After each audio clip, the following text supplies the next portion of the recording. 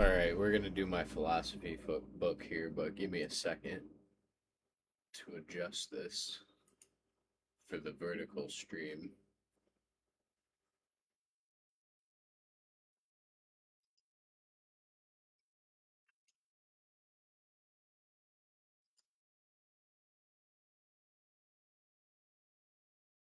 Whoa, not what I wanted to do. Why does it keep grabbing the the fucking horizontal when I'm clicking vertical? Whatever.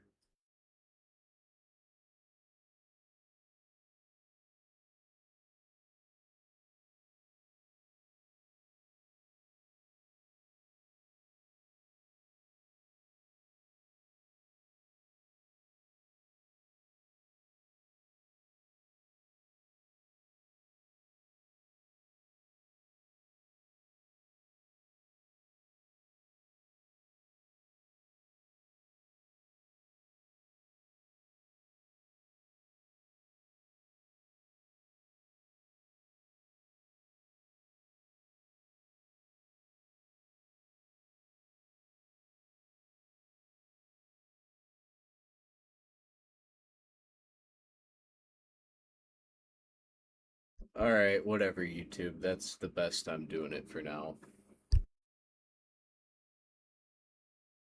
Happiness and fulfillment. Happiness within the structure of lived existence is not a permanent. Happiness and fulfillment. Happiness within the structure of lived existence is not a permanent state nor an intrinsic feature of reality, but a temporary biochemical and psychological condition that arises within consciousness under specific environmental and internal configurations. It is not a stable endpoint that can be reached and maintained, but a transient fluctuation in neural and emotional activity that appears, peaks, and dissolves as conditions change. In this sense, happiness is not a destination, but a recurring state of biological operation embedded within the functioning of conscious systems. The emergence of happiness is heavily influenced by external conditions, though it is always experienced internally. External reality does not directly generate happiness. Instead, it produces conditions that are interpreted by consciousness, which then produces the corresponding emotional response.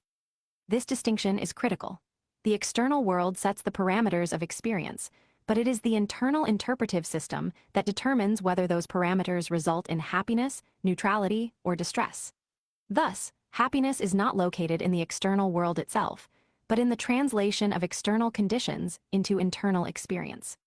Within modern structural systems, particularly those organized around economic survival, access to resources plays a disproportionately large role in determining the likelihood of positive internal states. In systems where financial stability is required for basic survival, economic capacity becomes tightly linked to emotional stability.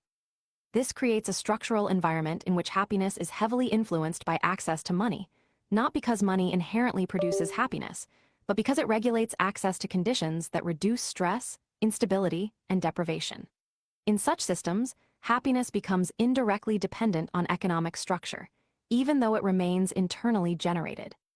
Fulfillment, in contrast, operates at a higher level of abstraction. It is not a direct emotional response, but a constructed interpretive judgment regarding the coherence or completion of one's life trajectory. However, this interpretation is not externally defined. It is internally constructed by the individual consciousness itself, meaning that the standards by which fulfillment is measured are self-generated. Because these standards are self-defined, the thresholds for fulfillment are inherently subjective and variable. This introduces a structural instability in which fulfillment is not a fixed state, but a moving target shaped by the same consciousness attempting to evaluate it. As a result, fulfillment often functions as a post hoc justification mechanism rather than a fixed endpoint. Individuals determine what constitutes fulfillment based on internal frameworks, achieve or approximate those conditions, and then reassess or redefine the criteria over time. This recursive adjustment means that fulfillment is not an externally verifiable state, but an internally negotiated conclusion, continuously reshaped by evolving perception and expectation. Within this framework, it becomes possible for individuals to achieve external markers of success, such as financial stability, status, or achievement, while simultaneously remaining internally unfulfilled. This occurs because external success and internal fulfillment are not structurally equivalent. External success operates within observable systems, while fulfillment operates within subjective interpretive systems. The disconnect between these layers allows for divergence between appearance and internal experience. From this perspective, happiness and fulfillment do not possess inherent meaning. They are not embedded within reality as signals of correctness, progress, or existential alignment. Instead, they are biological and psychological phenomena that arise and dissipate according to internal and external conditions. Their presence does not indicate truth, correctness, or moral alignment. It only indicates a temporary configuration of consciousness. Human capacity for satisfaction exists, but it is conditional rather than absolute. Under certain environmental and psychological conditions, individuals can experience sustained contentment or relative stability. However, this capacity does not imply permanence. Satisfaction is contingent upon ongoing conditions and can be disrupted by changes in environment, perception, or internal state. Therefore, satisfaction is possible but not guaranteed, and it remains subject to fluctuation over time. The pursuit of happiness introduces a structural tension within the system. Because happiness is temporary and internally generated, the pursuit of external conditions believed to produce it can become a recursive process in which satisfaction is continuously delayed, adjusted, or redefined. This pursuit can itself generate dissatisfaction, particularly when expectations exceed what conditions consistently produce. In such cases, the pursuit of happiness becomes a contributing factor to suffering rather than a resolution of it. Fulfillment, similarly, requires a form of purpose construction, since it depends on internally defined criteria for success or completion. However, because these criteria are self-generated, they lack external grounding. This creates a system in which fulfillment is simultaneously determined by the individual and evaluated by the same system that defined it. As a result, fulfillment is not an objective endpoint, but a subjective construct that can be continuously reconfigured. From a structural standpoint, happiness is both biological and interpretive. It emerges from physiological processes, but is shaped by cognitive interpretation. This dual nature means it cannot be reduced entirely to either biology or perception alone. Instead, it exists at the intersection of both, functioning as a temporary alignment between internal chemistry and external interpretation. Despite this complexity, happiness remains fundamentally transient. It does not persist as a stable condition, nor does it accumulate in a permanent form. It arises within experience, is processed within consciousness, and dissipates as conditions shift. Its transience is not a flaw in the system, but a defining feature of how consciousness operates within changing conditions. Within the broader philosophical framework established in previous sections, happiness and fulfillment do not override meaninglessness, nor do they contradict impermanence. Instead, they operate entirely within those constraints. They do not exist outside of the system of change, absence of inherent meaning, or structural indifference of reality. They are phenomena that occur within consciousness, not properties of existence itself. Ainus, happiness, and tuitimment remain real as experiences, but not foundational as truths. They are temporary states within a continuously changing system, influenced by external conditions, internal interpretation, and self-generated frameworks of evaluation. Their value, if it is to be described at all, exists only within the moment of experience itself, not as a permanent feature of reality or existence. Love and human attachment. Love, within this framework of existence, is not treated as a purely abstract moral ideal or metaphysical force, but as a biological phenomenon deeply embedded within the structure of conscious life. It arises from neurological, hormonal, and evolutionary systems that govern attachment, bonding, and survival-oriented social behavior. In this sense, love is not external to existence nor separate from biological function. It is an expression of the same systems that allow consciousness to persist within a relational environment. However, despite its biological origin, love does not remain confined to instinct alone.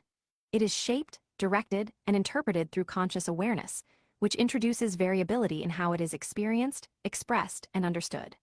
This dual structure, biological foundation and conscious interpretation, produces a phenomenon that is both involuntary in origin and modifiable in expression. Love begins as a system response, but becomes layered with perception, memory, expectation, and interpretation. Within this structure, love is not something that passively occurs to consciousness, but something that consciousness actively participates in shaping. While its biological roots may trigger initial attachment, the continuation, direction, and reinforcement of love can be influenced by choice, attention, and sustained engagement. This creates a model in which love is neither fully predetermined nor fully spontaneous, but a hybrid state operating between instinct and conscious reinforcement. Attachment, within this system, is inseparable from love. The two are not distinct mechanisms, but intertwined expressions of the same underlying bonding process. Attachment provides continuity, while love provides emotional and cognitive reinforcement of that continuity. Separating the two becomes structurally difficult, as both rely on repeated exposure, shared experience, and emotional reinforcement loops that strengthen relational bonds over time. For many individuals, this inseparability creates both stability and vulnerability, as the same mechanisms that produce closeness also produce dependency. When compared across relational forms, romantic love and friendship-based love do not represent fundamentally separate systems, but variations of the same underlying mechanism expressed through different social contexts and intensities of attachment. Romantic structures often amplify exclusivity, emotional intensity, and long-term bonding expectations, while friendships tend to distribute attachment more broadly and with less exclusivity. Despite these differences in structure and expression, both arise from the same core system of human relational bonding. The stability of love over time is not absolute. Like all biological and psychological states, love is subject to change through environmental conditions, cognitive reinterpretation, and neurological adaptation. It can intensify, diminish, transform, or dissolve entirely depending on the conditions that sustain or alter the underlying attachment structure. This does not negate the reality of love while it exists, but it situates it within the same framework of impermanence that governs all conscious experience.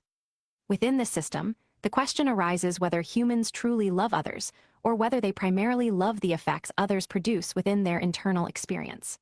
In many cases, love cannot be separated from the emotional, psychological, and sensory responses that another individual generates. The presence of another person becomes intertwined with the internal state they evoke, making it difficult to distinguish between loving the person as they are and loving the internal experience associated with them. This does not invalidate love, but it complicates its structure, revealing it as a composite of external presence and internal interpretation. Despite this complexity, love has the capacity to persist through extreme conditions, including separation, suffering, conflict, and loss. In documented human behavior, attachment bonds have been observed to endure even under conditions of trauma, deprivation, and prolonged absence. In extreme cases, such as wartime separation or captivity scenarios, individuals have maintained emotional attachment despite prolonged exposure to suffering and uncertainty. Historical accounts from conflicts, such as World War II, where individuals sustained emotional bonds across years of separation under extreme conditions, illustrate that love can persist even when external reinforcement is severely disrupted. However, such persistence does not imply stability in all cases. Rather, it demonstrates the resilience of attachment mechanisms under specific psychological conditions. Attachment itself functions as both a stabilizing and destabilizing force. On one hand, it creates emotional continuity and relational bonding that supports cooperation, trust, and shared experience. On the other hand, it introduces dependency, vulnerability, and emotional exposure that can become sources of distress when disrupted. For this reason, attachment is neither purely strength nor purely weakness, but a structural mechanism whose consequences depend heavily on context, intensity, and stability of the relationship in which it operates. Within social perception, attachment is often interpreted as a vulnerability because it introduces reliance on external conditions beyond individual control. However, it is also the foundation upon which meaningful social structures are built. Without attachment, sustained relational systems would not be possible. Thus, its classification as strength or weakness depends entirely on the framework through which it is evaluated. Love, within the system, is also deeply influenced by perception versus reality. In many cases, individuals do not form attachments solely to the objective characteristics of others, but to internalized representations shaped by expectation, projection, and interpretation. This is particularly pronounced in modern environments where limited or mediated interaction, such as online communication, can lead to idealized constructions of others that precede direct experience. In such cases, the internal model of a person may form before the actual person is fully known, creating a divergence between perceived and actual identity. This does not negate the existence of love, but it introduces a structural tension between reality-based attachment and perception-based idealization. From this perspective, love is not purely truth-based or illusion-based, but often a combination of both. It can contain accurate recognition of another individual while simultaneously incorporating projected qualities that are not present in reality. The balance between these elements varies widely across individuals and relationships, influencing both the stability and quality of the attachment. Within the broader framework of meaninglessness previously established, love does not attain inherent metaphysical privilege above other emotional or biological states. It is not structurally exempt from impermanence, nor is it assigned objective superiority within existence. Instead, its significance is determined entirely by the individual consciousness experiencing it. Some may assign it higher value than happiness, stability, or achievement, while others may interpret it as equivalent to or indistinguishable from other emotional states. In this framework, love and happiness may converge as overlapping expressions of biological and psychological response systems, differing primarily in structure and context rather than in fundamental nature. Thus, love and human attachment exist as biologically grounded, cognitively interpreted, and socially shaped phenomena that operate within the broader system of impermanence and constructed meaning. They are real as experiences, complex as systems, and variable in significance depending on the interpretive framework applied to them. They do not exist outside of existence as special exceptions, but as integrated components of conscious life operating under the same structural conditions as all other emotional and psychological states. When examined at greater depth, love reveals an additional structural layer. It does not remain static even while it is being experienced. Instead, it undergoes continuous internal recalibration based on exposure, memory reinforcement, and changing perception of the individual to whom attachment is directed.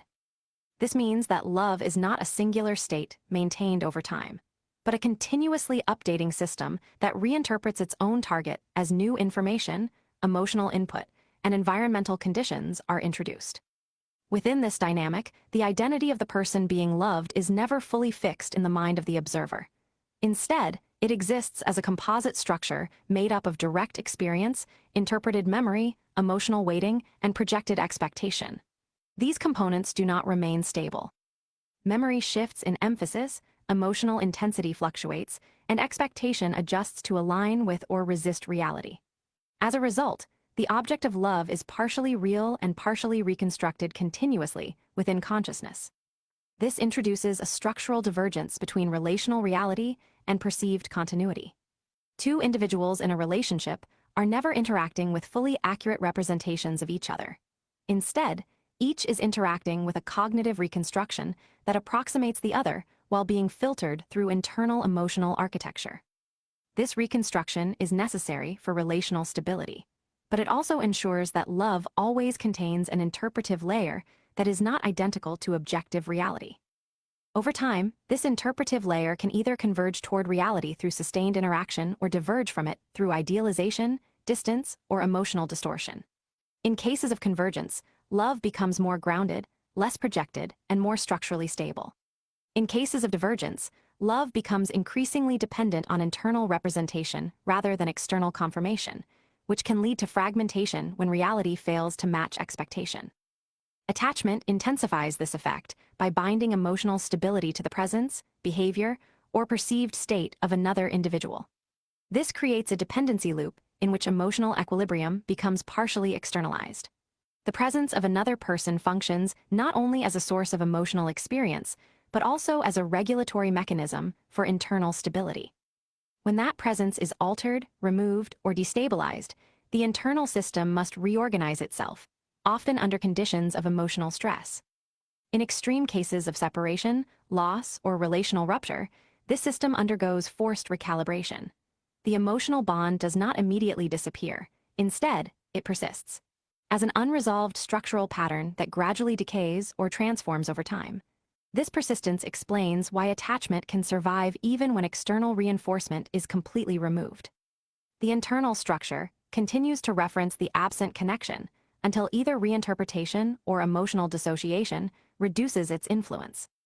There are documented human conditions where attachment persists under extreme deprivation, isolation, or trauma, reinforcing the structural resilience of bonding systems. Historical accounts of prolonged wartime separation, captivity, or forced displacement demonstrate that emotional attachment can remain active even in the absence of consistent interaction or confirmation. However, this persistence does not indicate stability. It indicates inertia within the emotional system that resists immediate collapse even under conditions that would logically suggest severance. At the same time, attachment is not infinitely resilient. Under sufficient pressure, prolonged disconnection, or repeated emotional contradiction, the structure can degrade, fragment, or reorganize into new forms of attachment or detachment.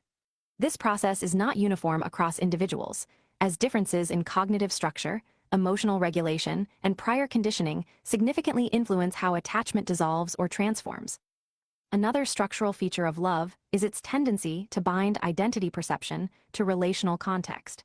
In deeply embedded attachments, individuals may partially define themselves through the existence of the other person. This creates a relational identity layer in which the self is partially constructed through connection rather than existing in isolation.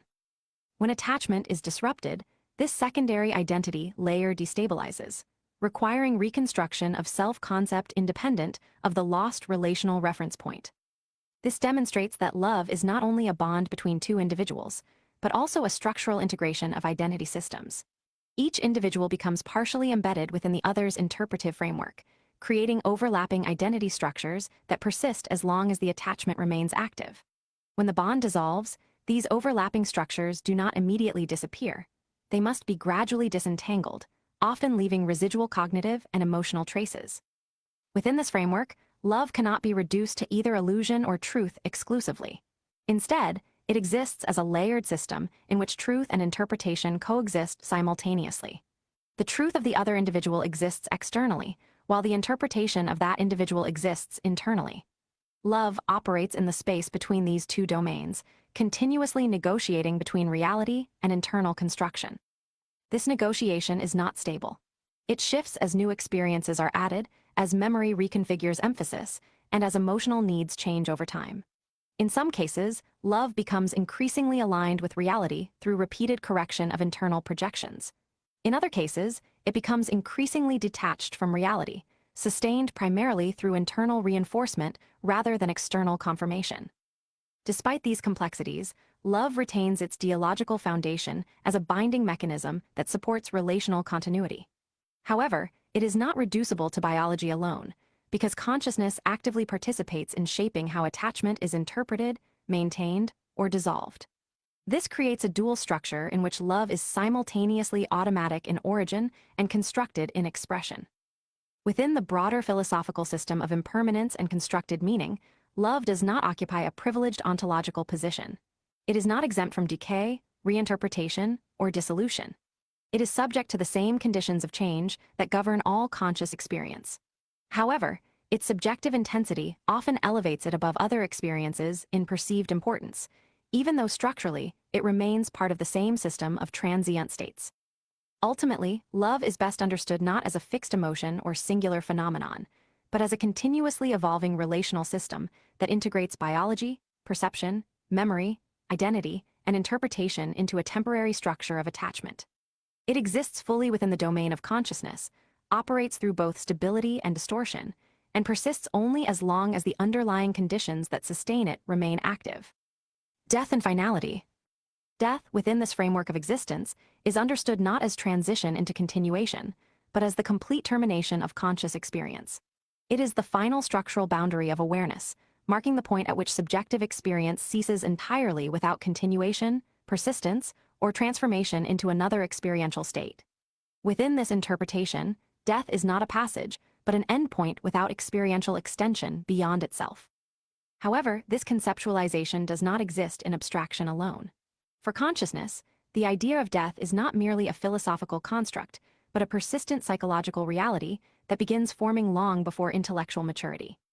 In some cases, awareness of death emerges at an extremely early stage of cognitive development, producing an existential disruption that precedes the ability to fully process or contextualize it. In this specific case, the confrontation with mortality emerged at approximately 6 years of age, during early developmental experience within a familial environment. the attempt to conceptualize what it would mean for consciousness to cease entirely, particularly the idea of an experienceless existence or complete absence of awareness, produced an early existential rupture.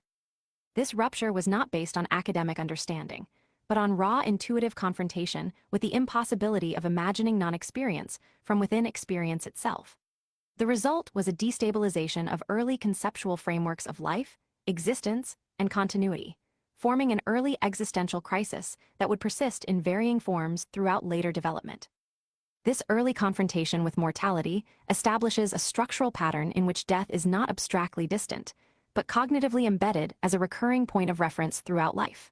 Even as understanding deepens through later philosophical exposure, the foundational psychological imprint of early confrontation remains significant, shaping how mortality is perceived, processed, and emotionally integrated. From a structural perspective, death is not an event experienced by the individual in any conscious sense. It is the cessation of the system that allows experience itself.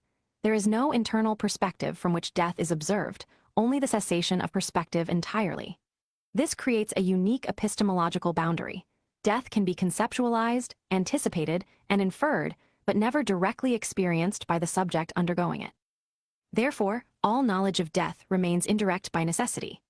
Within this framework, death is interpreted as reinforcing the broader condition of meaninglessness. If all conscious experience terminates without continuation, preservation, or external evaluative structure, then all accumulated experience ultimately resolves into non-persistence.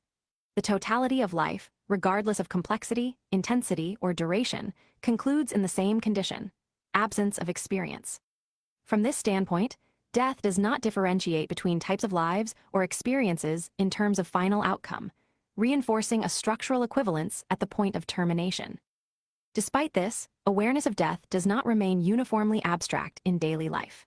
Many individuals operate within cognitive frameworks that minimize or suppress continuous awareness of mortality, allowing functional engagement with daily structures without persistent existential interference. This suppression is not necessarily ignorance, but a psychological adaptation that allows operational stability within systems that would otherwise be destabilized by constant awareness of finality. However, in cases where mortality is persistently acknowledged from an early age, this suppression does not fully develop in the same manner. Instead, awareness of death becomes integrated into baseline cognition, influencing interpretation of time, value, and experience. This creates a persistent awareness of finitude that shapes perception even when not actively considered. The nature of death as complete cessation also eliminates the possibility of post-experiential evaluation. There is no framework within which death can be reflected upon by the individual who undergoes it. As a result, all philosophical interpretations of death remain confined to living consciousness and cannot extend beyond the boundary they attempt to describe. Within the system, identity is fully terminated at death. There is no continuation of subjective awareness, no persistence of self beyond biological cessation, and no transfer of experiential continuity into another state. Any perceived continuation exists only in external systems, memory in others, structural influence on the world, or informational residue, but none of these constitute continuation of conscious experience itself. They are external echoes, not internal persistence. Despite this, death remains universally applicable without exception. No structure, regardless of power, wealth, technological advancement, or philosophical positioning, is exempt from eventual termination. Even theoretical attempts at biological or technological extension of life do not resolve the broader condition of universal finitude. Any extension of individual existence would still operate within a larger system that itself is subject to decay, transformation, or eventual cosmic termination. As long as the containing system is finite, true immortality remains structurally impossible. Within this context, death is neither morally weighted nor selectively distributed. It is not structured according to fairness, justice, or proportionality. It operates as a neutral boundary condition applicable to all conscious systems equally. No individual is exempt, and no evaluative system alters its inevitability. It exists outside the domain of fairness entirely, as fairness requires comparative structure, while death operates as universal termination without differentiation. The awareness of mortality also alters how life itself is interpreted. When death is understood as inevitable and absolute, the structure of life is no longer perceived as open-ended, but as temporally bounded. This recognition influences how actions, priorities, and interpretations are framed within lived experience. However, this influence does not necessarily result in disengagement. Instead, it creates a tension between awareness of finitude and continued participation within existence. In this context, philosophical reflection on death has historically produced divergent responses. One perspective, attributed to classical philosophical traditions, such as those associated with Socratic thought, frames mortality in dual conditionality. If there is no continuation beyond death, then release from suffering is complete. If there is continuation, then it becomes an extension into further inquiry or existence. This dual framing reduces existential finality into interpretive openness, even while acknowledging uncertainty.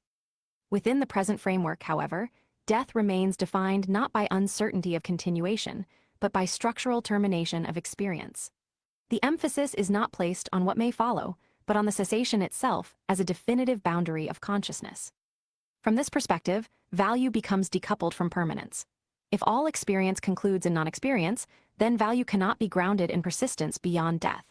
Instead, value exists only within the span of experience itself, without requirement for continuation or external validation beyond its duration. This does not create intrinsic meaning within death, but instead reinforces the separation between lived experience and final cessation. Nevertheless, awareness of death does not eliminate engagement with life. Instead, it situates all engagement within a finite structure that continues regardless of its eventual termination. Consciousness continues to operate within its boundaries, interpreting, reacting, and experiencing, even while fully aware that such experience is temporary and ultimately non-continuing. Thus, death functions as both a conceptual endpoint and a structural certainty. It does not assign meaning, it does not evaluate experience, and it does not differentiate between lives. It simply marks the final cessation of conscious existence, within which all interpretation, value, and experience are contained and ultimately concluded. Beyond its definition as cessation, death exerts a continuous structural influence on consciousness while it is still active. It functions not only as an endpoint, but as a persistent reference point that silently organizes how time, action, and value are interpreted. This influence does not require constant conscious attention. Instead, it operates as a background constraint embedded within awareness itself. Every decision, whether acknowledged or not, exists within a framework in which eventual termination is guaranteed. This produces a unique cognitive condition in which life is experienced forward, but understood in reverse projection. Consciousness moves through time as if it were open-ended, yet simultaneously contains implicit knowledge that all forward motion leads toward cessation. This creates a structural tension between immediate experience and abstract certainty, where lived continuity and conceptual finality coexist without resolution. Within this tension, fear of death and acceptance of death are not mutually exclusive states, but overlapping configurations of the same awareness. Fear arises from the instinctive resistance of biological systems to termination, while acceptance emerges from cognitive recognition of inevitability. These states can coexist within a single consciousness without contradiction, as they operate on different layers of processing, instinctual and interpretive. As a result, an individual can simultaneously understand death as certain, while still experiencing emotional resistance to that certainty. Over time, repeated contemplation of mortality can alter the balance between these layers. Early exposure to existential awareness, particularly at a formative age, can embed mortality as a foundational interpretive structure rather than a distant conceptual endpoint. When this occurs, death is not integrated as an abstract philosophical idea learned later in life, but as an early cognitive constant that shapes perception of time, stability, and permanence from the beginning of conscious reflection. This early embedding of mortality creates a distinct mode of perception in which life is never fully detached from its endpoint. Even in moments of stability or engagement, there remains an underlying awareness that all states are temporary and will eventually dissolve. This does not necessarily prevent participation in life, but it alters the framing of that participation, situating it within a continuously finite horizon rather than an open-ended one. From a structural standpoint, death also functions as the ultimate equalizing condition within existence. Regardless of the complexity, achievement, suffering, or structure of any individual life, the terminal condition remains identical across all instances of consciousness cessation. This does not imply moral equality or experiential equivalence during life, but it establishes a uniformity at the level of termination. All differentiation collapses at the boundary of non-experience, where no further distinction is possible. However, this equalization does not extend backward into lived experience. The path toward that endpoint is not uniform, and the conditions leading to it vary dramatically across individuals, environments, and systems. Therefore, death unifies outcomes but not trajectories. It compresses all variance into a single endpoint without altering the diversity of paths that lead there. The recognition of this structure often produces a dual psychological response. On one hand, there is the stabilization that comes from understanding inevitability. On the other, there is the destabilization that arises from recognizing that all structures, regardless of duration or intensity, terminate without continuation. These responses do not resolve each other. Instead, they coexist as parallel interpretations of the same condition. Within this framework, existential distress is not necessarily a failure of understanding, but a direct consequence of awareness itself. Consciousness that recognizes its own termination is placed in a position where it must operate within a system that it knows will end. This creates a form of recursive awareness in which life is experienced from within while simultaneously being understood as finite from without. Despite this, the awareness of death does not eliminate the functioning of life. Consciousness continues to process, interpret, and engage with experience regardless of its knowledge of termination. This continuation suggests that awareness of death does not override biological or psychological continuity, but coexists with it without resolving its tension. In this sense, life is not structured as a system designed to avoid death, nor as one designed to resolve its implications. Instead, it is a system in which awareness of termination is embedded within ongoing experience without functional resolution. The result is a persistent coexistence between motion and endpoint, between continuity and cessation. Ultimately, death does not act upon life in a temporal sense until the moment of termination itself, but it acts upon interpretation throughout the entirety of life. It shapes perception not by altering events, but by framing their finitude. Every experience is implicitly bounded, not by immediate awareness of ending, but by the structural certainty that ending exists as the final condition of all experience. Thus, death is not only the end of consciousness, but also the silent structure that defines its limits while it is still active. It does not interrupt life. It defines the horizon within which life is continuously unfolding. When examined beyond its role as an endpoint, death also functions as the final dissolution of all structured identity. Identity, as it exists during life, is a continuous process maintained through memory, perception, and ongoing cognitive reinforcement. It is not a static object, but a sustained pattern of interpretation. Death interrupts this process not by transforming identity, but by removing the system that maintains it. As a result, identity does not persist, evolve, or transfer. It simply ceases to be instantiated.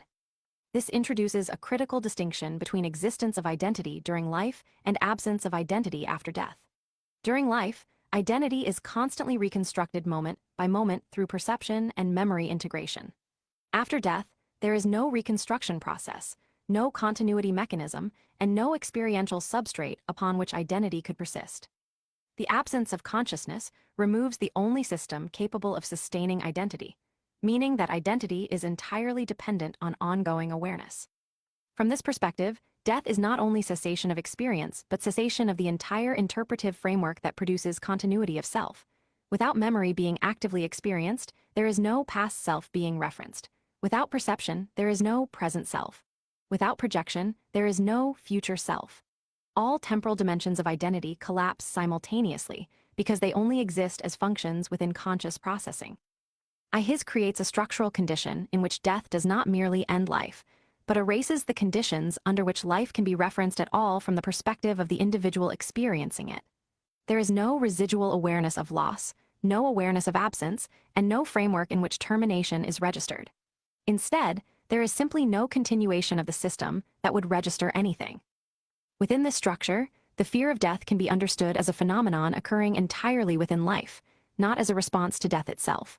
Since death contains no experiential content, fear of it cannot arise from death as an event, but only from the anticipation of its cessation effect while still alive. This means that all emotional responses to death are projections occurring within life, based on the cognitive ability to simulate absence while still being present. This also clarifies why death remains conceptually accessible but experientially inaccessible.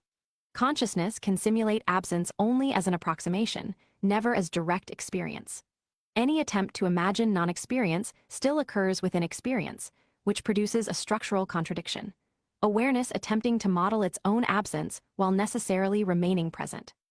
Over time, repeated engagement with this contradiction does not resolve it but stabilizes it as a cognitive boundary. Death becomes not an answerable question, but a fixed limit of interpretive capacity. It is understood not through resolution, but through recognition of its structural irreducibility. Within the broader system of existence, death also functions as the final point at which all constructed systems lose relevance. Social structures, economic systems, relational networks, achievements, failures, and identities all cease to have operative significance once consciousness ends. This does not diminish their relevance during life, but it establishes their scope as entirely dependent on lived experience. Outside of consciousness, these systems have no functional persistence for the individual who once participated in them. This introduces a further implication. All meaning assigned to events, actions, or outcomes exists strictly within the timeframe of consciousness. After death, there is no system capable of retaining or evaluating meaning from the perspective of the individual. Meaning does not transition beyond consciousness because the mechanism that generates meaning no longer exists. From this standpoint, death does not merely end life. It renders all internal constructs temporally bounded.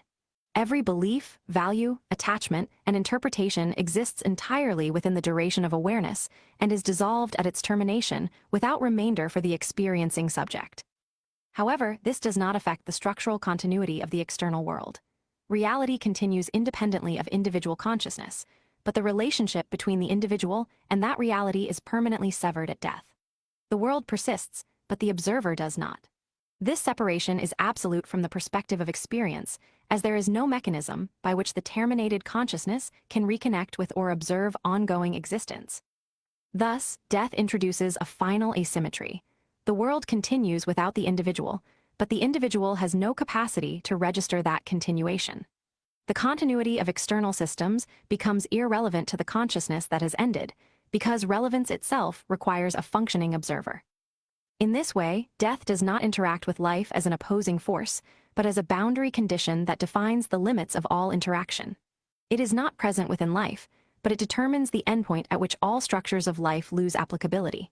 It is not experienced, but it defines the cessation of all experience. It is not integrated into consciousness, but it defines the point at which integration itself becomes impossible. Therefore, death remains the final structural condition of existence as experienced from within. The irreversible termination of awareness, identity, interpretation, and continuity, without transition, remainder, or continuation beyond the point at which consciousness ceases to operate. Beyond the structural definition of death as cessation, there exists a deeper epistemic limitation embedded within consciousness itself, the paradox of knowing that one will not be able to know death. This creates a unique form of cognitive boundary in which the mind can fully comprehend the concept of non-experience, yet cannot ever convert that concept into actual experience. Death is therefore understood as an event that eliminates the very system required to observe it. This produces an epistemic collapse condition in which awareness can approach the idea of its own absence, but can never cross into it. This paradox is not simply a philosophical abstraction, but a structural feature of consciousness itself. All attempts to conceptualize death occur within living cognition, meaning that even the most accurate understanding of non-experience is still processed as experience. As a result, death becomes the only known condition that cannot be internally validated, tested, or directly verified from the perspective of the subject. It remains permanently outside the boundaries of experiential confirmation, not due to lack of information, but due to structural incompatibility between awareness and its own termination. From this limitation emerges a second phenomenon, the construction of legacy systems as a response to non-continuation. Humans, aware that they will not persist consciously, often generate symbolic or structural extensions of themselves that are intended to outlast their biological existence. These include memory, recorded achievements, social influence, written work, physical creations, and cultural impact. However, these systems do not represent survival of the individual. Instead, they represent the continuation of external structures that once interacted with the individual. The motivation behind legacy creation is not biological continuation, but psychological resistance to discontinuity. Consciousness, unable to extend itself forward in time, redirects its influence into systems that are capable of persistence. In doing so, it creates a symbolic approximation of survival without actual continuity of experience. This generates a structural distinction between persistence and existence. Something can persist in the world without existing as an experiencing subject. Legacy belongs entirely to the category of persistence without consciousness. It is the continuation of effect, not continuation of being. Within this framework, the illusion of post-death continuity becomes apparent. Memory, impact, and name survival are often interpreted as forms of ongoing existence, but each operates through external systems that do not preserve the original consciousness in any form. Memory is a continuously updated reconstruction within living minds. Impact is causal continuation independent of awareness. Names are symbolic labels detached from their originating subject over time. None of these mechanisms contain subjective experience, yet they are often interpreted as extensions of identity. Memory, in particular, produces the strongest illusion of continuity because it simulates presence within another consciousness. However, this simulation is unstable and subject to constant revision. As time progresses, memory becomes less precise, more abstract, and more shaped by interpretation than by original experience. The remembered individual gradually transitions from a specific lived reality into a simplified cognitive construct, shaped by narrative, emotion, and contextual change within the remembering mind. Impact operates differently, but produces a similar illusion. Because effects of an individual's actions can persist long after death, there is a tendency to associate continuation of effect with continuation of self. However, causality does not require the persistence of identity. The world continues to respond to prior conditions without requiring the continued existence of the agent that initiated them. The persistence of outcomes is not evidence of ongoing presence, but evidence of irreversible influence. Names represent the most abstract form of this illusion. While memory and impact are tied to cognitive or causal systems, names operate purely symbolically. Over time, names detach from their original reference and become compressed representations used within cultural or historical frameworks. The original complexity of the individual is reduced into symbolic shorthand, often serving purposes unrelated to the actual lived experience of the person. At this stage, the name no longer functions as a representation of identity, but as a label within external systems of communication. Ochsner, these three mechanisms create a layered illusion of continuation. Memory creates perceived presence, impact creates perceived ongoing influence, and names create perceived identity persistence. Yet none of these mechanisms preserve consciousness itself. They operate entirely within systems external to the individual and do not contain any experiential continuity. Thus, post-death continuity is not a continuation of existence, but a continuation of interpretation. The individual does not persist. Only representations, consequences, and symbols persist within systems that remain active after the termination of consciousness. The distinction between being remembered and being present is therefore absolute. One is a function of surviving systems, the other is a function of awareness, and only one of these survives death. Despite full intellectual recognition that post-death continuity is structurally false in terms of conscious experience, humans often maintain a persistent emotional dependency on its illusion. This dependency does not arise from ignorance of mortality, but from the psychological incompatibility between cognitive understanding and experiential acceptance of non-existence. The mind can comprehend that consciousness ends, yet it cannot emotionally simulate the state of being without itself. As a result, symbolic continuations such as memory, legacy, and influence become substitutes for an experience that cannot actually be had. Persistence beyond termination. This creates a structural contradiction in human cognition. On one level, there is full recognition that identity ceases entirely at death. On another level, there is an emotional resistance to this conclusion that generates alternative frameworks of continuity. These frameworks are not believed in as literal extensions of consciousness, but are still emotionally engaged as if they provide partial compensation for termination. This is where the illusion sustains itself, not through false belief, but through emotional necessity operating independently of intellectual conclusion. Humans do not require the illusion of continuation because it is true, but because it softens the cognitive impact of absolute discontinuity. The idea that something remains, whether memory, impact, or symbolic presence, creates a psychological buffer between existence and non-existence. This buffer does not alter the reality of death, but it alters the emotional relationship to it while still alive. In this sense, the illusion is functional rather than factual. Within this structure, legacy emerges as one of the most powerful mechanisms for stabilizing the perception of continuity. Legacy allows individuals to project influence forward in time beyond their own lifespan, creating a perceived extension of agency into the future. However, this perceived extension is not actual participation in future events, but a retrospective attribution of causality. The individual is not present in the continuation of effects, they are only retrospectively identified as the origin point. This creates what can be described as a false sense of control over time. By constructing legacy, individuals simulate the idea that their actions can extend their presence beyond death. This produces the impression that influence equals continuation. However, influence does not require persistence of self. It only requires prior existence. Once the action is complete, its consequences unfold independently of the actor. Thus, legacy is not control over future time, but delayed irreversibility of past action. Even so, legacy remains psychologically compelling because it reorganizes the relationship between finitude and significance. If nothing persists after death, then meaning appears confined to a narrow temporal window. Legacy expands this window conceptually by allowing actions performed within life to echo beyond it, even if the originator does not. This does not extend existence, but it extends narrative framing of existence. At a deeper level, this reveals a structural need within consciousness to resist absolute finality through symbolic continuation.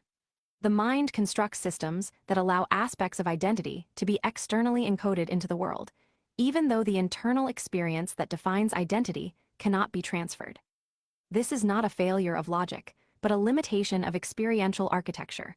Consciousness can only exist in the present system that generates it and cannot project itself beyond that system's termination. Therefore, legacy, memory, and name survival operate as interpretive extensions rather than existential continuations. They preserve traces, not presence. They maintain references, not awareness. They allow others to reconstruct versions of the individual, but they do not preserve the subjective experience that constituted the individual in life. In this way, post-death continuity is structurally fragmented into 3 layers: reconstructed memory within other minds, causal continuation of effects in external systems, and symbolic persistence through names and records. Each layer provides an appearance of continuity, but none provide continuity of consciousness itself. The gap between these layers and actual experience is absolute. Death, when fully reduced to its structural essence, is not transformation, transition, or passage. It is the termination of the system that allows all of those concepts to exist. It is not experienced, not observed, and not processed by the subject undergoing it.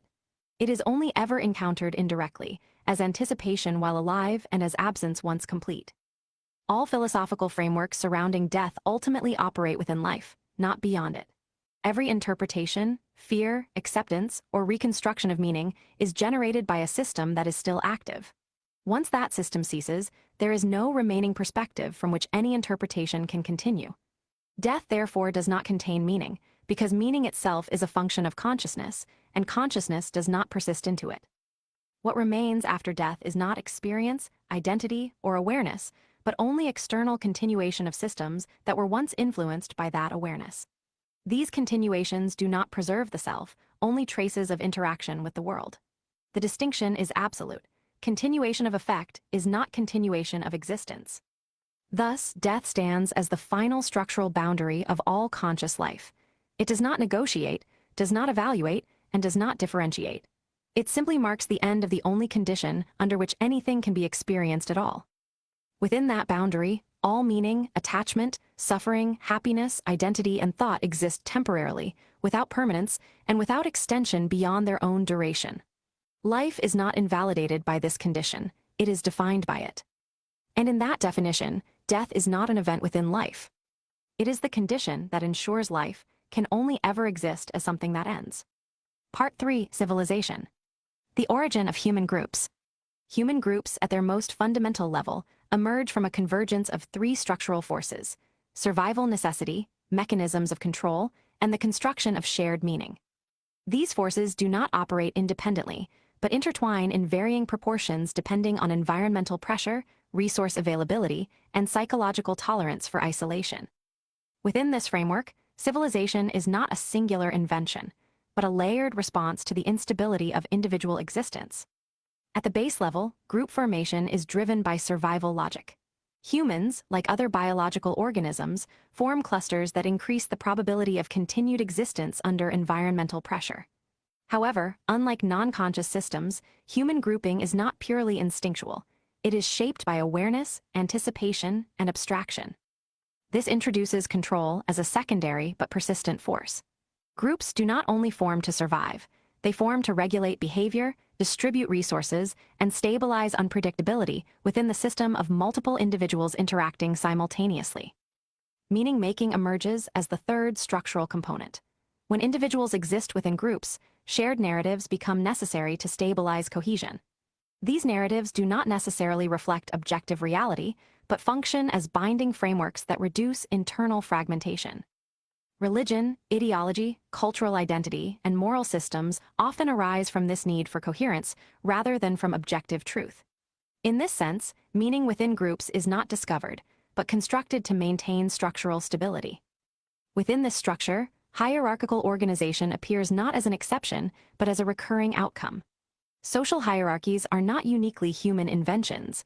They are extensions of biological systems observed across animal behavior. However, in humans, hierarchy becomes abstracted into symbolic and institutional forms. While other species may establish dominant structures through direct physical interaction, humans extend these systems into governance, economics, law, and cultural authority. This abstraction does not remove biological roots, it amplifies them into complex systems of control. Civilization, therefore, is not a departure from nature, but a scaling of natural patterns into increasingly complex frameworks. While it holds the theoretical potential to improve stability, coordination, and quality of life, its actual development is shaped heavily by systems of governance and resource distribution. In modern conditions, particularly within capitalist and institutional frameworks, civilization often amplifies inequality, stress, and systemic pressure rather than resolving them. This does not negate its capability for improvement, but highlights its current structural tendency toward imbalance. Cooperation within human systems is not the default state but a conditional one. It arises when alignment of interest exists or when external systems enforce coordinated behavior. In the absence of such alignment, conflict emerges more naturally as individuals and groups compete for resources, influence, and stability. This suggests that cooperation is not the fundamental state of humanity, but a stabilized outcome produced under specific conditions. Human grouping is also strongly driven by avoidance of isolation. While some individuals may find stability or even preference in isolation, most systems are structured around a fear of disconnection from group identity. Isolation removes access to shared meaning systems, emotional reinforcement structures, and survival networks, making it a destabilizing condition for many. However, individual variance exists, and some consciousness structures are capable of maintaining stability without sustained social integration. Moral systems within groups are not universal truths, but constructed enforcement frameworks. They emerge from shared agreement, cultural reinforcement, and institutional repetition rather than objective moral reality. In some cases, these systems become rigid to the point where deviation from group-defined morality is treated as existential threat to cohesion. This produces environments in which moral disagreement is not treated as variance of perspective, but as violation of group identity itself. Certain religious and ideological structures demonstrate this pattern clearly, where deviation from prescribed belief systems is treated as invalidation of moral standing entirely. From a structural perspective, power hierarchies are not accidental but inevitable in any sufficiently large system. As groups expand, coordination requires delegation, enforcement, and prioritization of decision-making authority. This produces layered structures of influence that persist regardless of naming conventions or ideological framing. Whether labeled as tribal leadership, monarchy, governance, or modern political systems, the underlying function remains consistent: distribution and control of authority within a large collective system. Historical progression does not eliminate these structures, it reconfigures them. Across time, systems of authority evolve in form but not in fundamental function. Titles, institutions, and symbolic frameworks change, but the underlying dynamic of structured influence remains stable. This suggests continuity rather than transformation in the nature of human organization. Individuality within these systems does not weaken group structure. It strengthens it by increasing functional diversity. Individual variation allows for specialization, innovation, and adaptive response within larger systems. However, this individuality is still embedded within collective structures and does not operate independently of them in most cases. The system depends on individuality while simultaneously constraining it within organizational boundaries. If humans had never developed large-scale group structures beyond small tribal systems, the nature of meaning, suffering, and identity would likely be fundamentally different. Without large-scale abstraction of power, morality, and economic systems, the complexity of modern existential experience would not exist in its current form. However, such a scenario remains hypothetical, as the trajectory of human development has consistently moved toward increasing scale, abstraction, and systemic complexity. Thus, human groups are not deviations from natural order, but expressions of it at increasing levels of abstraction. They are formed through overlapping forces of survival necessity, control structures, and meaning construction, and persist because these forces remain active across all scales of human existence. Government and authority. Government, within this framework, is not understood as a necessary structure for human stability, but as a byproduct of large-scale coordination systems that naturally evolve into mechanisms of control. Rather than emerging as a purely protective or organizing force, governance structures develop as layered responses to the difficulty of managing large populations, resource distribution, and behavioral regulation across expanding societies. In this sense, government is not positioned as an essential foundation of civilization, but as a structural consequence of scale. Authority within these systems does not originate from moral legitimacy or inherent qualification, but from a process of acquisition, consolidation, and reinforcement. It is not inherently earned in a moral sense, nor purely assigned through objective merit. Instead, authority emerges through systems of influence, resource control, and structural positioning, and is later justified through institutional narratives that retroactively frame it as legitimate. This creates a separation between the origin of authority and the explanation of authority, where justification often follows power rather than preceding it. Within this structure, governments do not primarily function as neutral protectors of populations. Instead, they operate as large-scale systems oriented toward stability, expansion, and continuity of the governing structure itself. This often includes prioritization of economic growth and institutional preservation, even when such priorities conflict with individual well-being. From this perspective, governance systems behave less like neutral arbiters and more like self-preserving entities within a larger social ecosystem. Power within governmental structures is not neutral in its effects on individuals who hold it. Rather than being corrupted by power, individuals in positions of authority often reveal or amplify pre-existing tendencies that are enabled and reinforced by the structure of power itself. The system does not merely influence behavior. It provides conditions in which certain behavioral patterns become more likely, more sustainable, and less constrained by external accountability. Fairness within large-scale governance systems is not treated as a stable or achievable endpoint.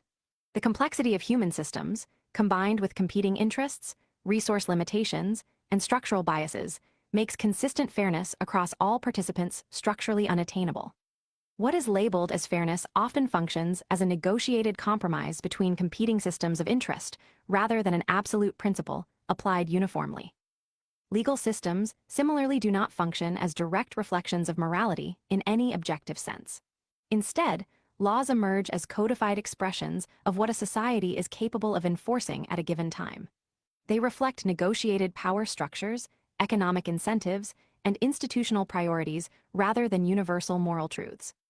In many cases, legal frameworks disproportionately reflect the interests of those with greater access to influence, resources, or institutional leverage, reinforcing systemic imbalance under the appearance of structured order.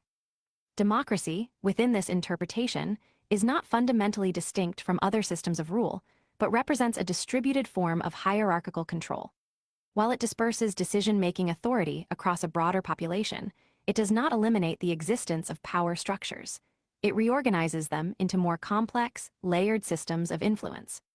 Historical examples, including early democratic systems, such as those in ancient Greece and Rome, demonstrate that even distributed governance structures are subject to internal instability, inequality, and eventual structural collapse or transformation. These examples are not treated as failures of isolated systems, but as evidence of recurring patterns within large-scale governance itself. Freedom within modern systems is often framed as a voluntary trade-off for stability, but in practice, this trade-off is not evenly chosen. Structural conditions, particularly those tied to economic survival, employment systems, and social expectation, impose constraints that shape perceived choice. As a result, individuals may appear to willingly exchange autonomy for stability, while in reality operating within systems where alternatives are limited by design or circumstance. This creates a condition in which perceived consent and structural compulsion overlap. Governments function in both reactive and directive capacities, but neither role is pure. They respond to social pressures while simultaneously shaping the conditions under which those pressures emerge. This creates a feedback loop between governance and society, where each continuously influences the other. In some cases, this loop reinforces stability. In others, it amplifies systemic tension, inequality, or authoritarian tendencies depending on the structure and incentives of the governing system. If governmental structures were removed entirely, the assumption that chaos would necessarily follow is not structurally guaranteed. Human systems naturally reorganize into new forms of hierarchy, coordination, and resource distribution, even in the absence of formal governance.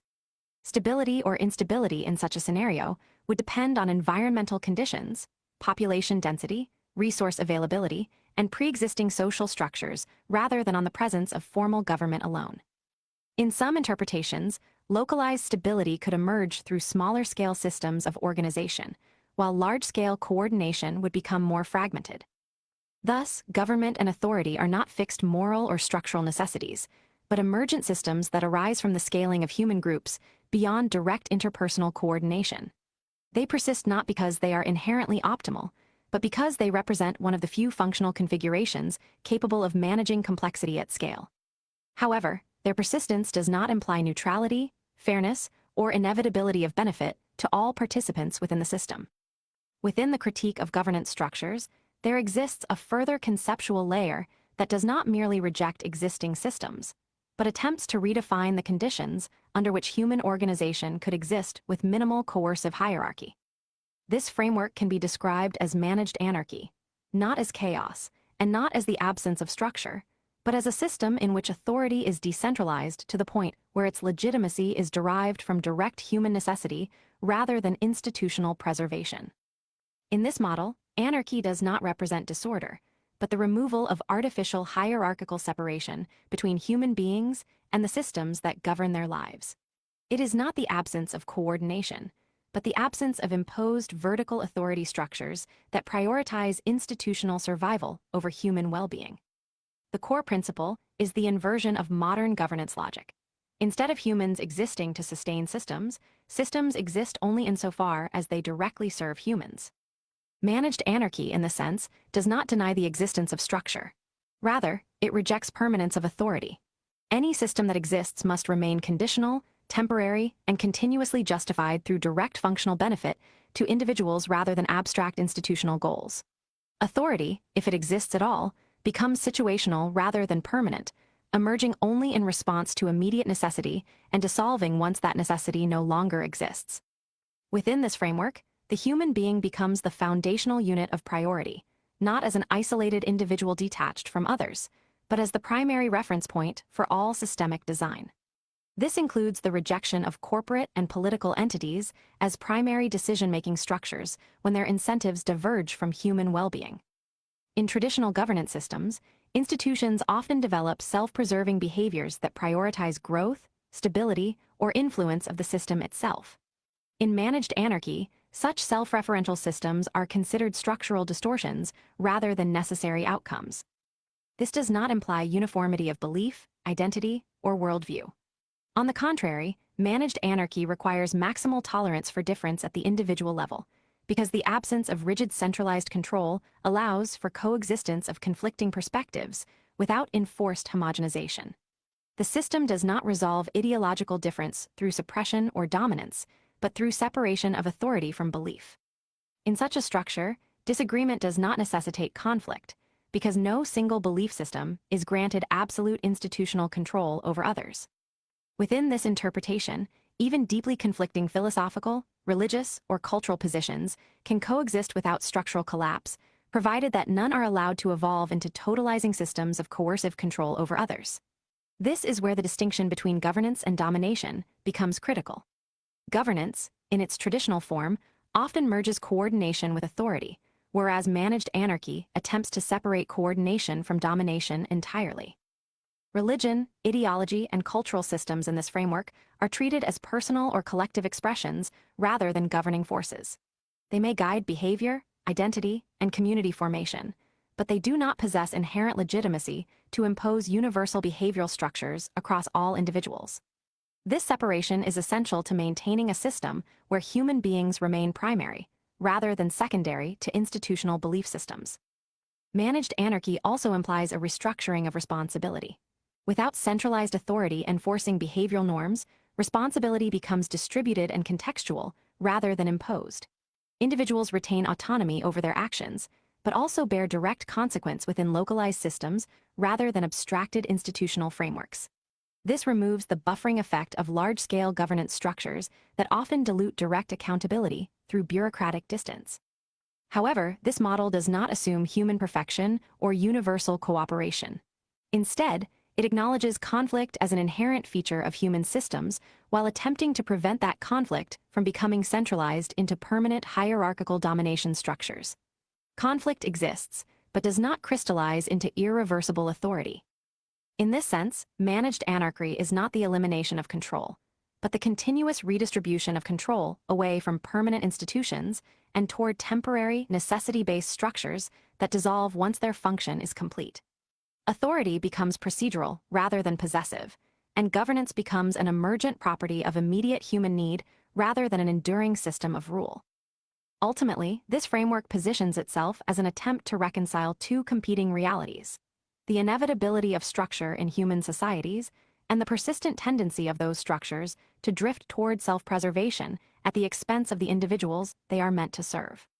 Managed anarchy does not claim to resolve this tension permanently, but to minimize the distance between human need and systemic response, while preventing the solidification of authority into permanent hierarchy. To move managed anarchy from conceptual philosophy into functional structure, it must be examined as a system of operational constraints rather than ideological aspiration.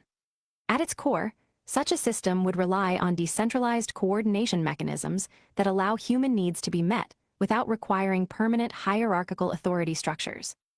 In practical terms, resource distribution within a managed anarchy model cannot rely on centralized ownership or enforced top-down allocation.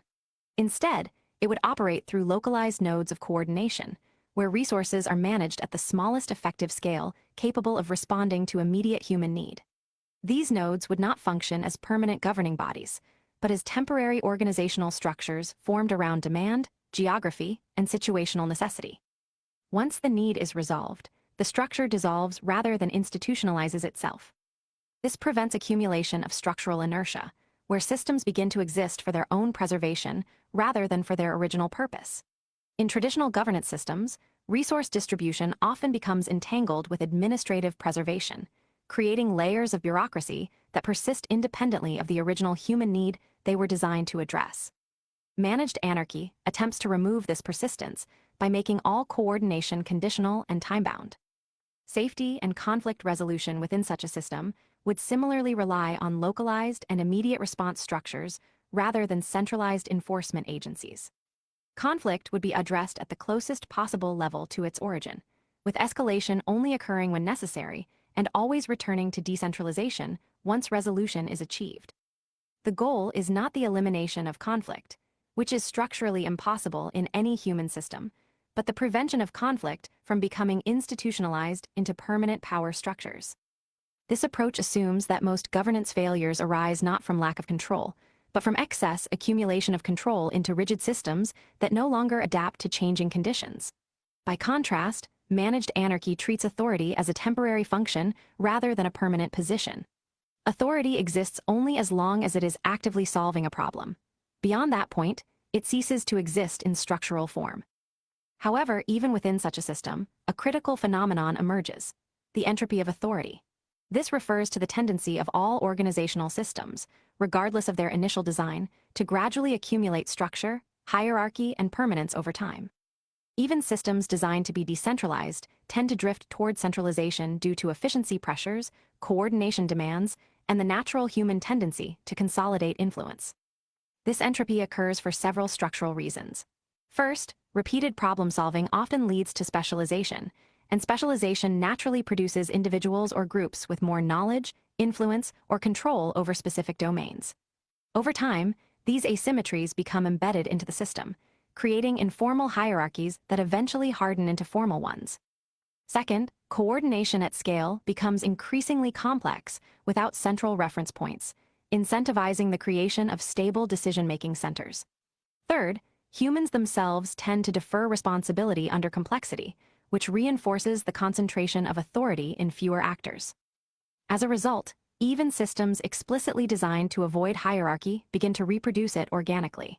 This is not due to moral failure, but due to structural pressure within large-scale coordination systems. Hierarchy emerges not as an ideological choice, but as an efficiency solution that stabilizes under complexity. In this sense, managed anarchy is not a permanently stable endpoint, but a continuous maintenance condition.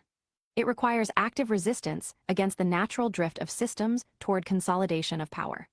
Without such resistance, decentralized structures gradually reassemble into centralized authority, even if the original intent was to prevent exactly that outcome. This creates a paradox. The more complex a system becomes, the more it benefits from hierarchy. Yet the more hierarchy stabilizes, the further it moves from the principles of human-first decentralization. Managed anarchy exists precisely within this tension, attempting to preserve decentralization while acknowledging the structural pressures that continuously undermine it. Ultimately, governance systems do not fail because authority exists, but because authority accumulates beyond its functional necessity. The entropy of authority is therefore not a breakdown of systems, but a predictable transformation of them over time. Any attempt to construct a human-first system must therefore account not only for initial design, but for long-term structural drift toward hierarchy. Managed anarchy, in its fullest interpretation, is not the absence of authority. It is the continuous dismantling of authority the moment it exceeds its functional purpose. A real-world interpretation of managed anarchy must account for the persistence of essential societal functions that cannot be removed without destabilizing human life itself. These include emergency response, medical care, infrastructure maintenance, conflict mediation, and large-scale coordination during crises. In this sense, the system does not eliminate roles such as protection, care, or coordination. It redefines how they are structured, incentivized, and sustained. In a practical prototype, the foundational principle is the separation of service from governance.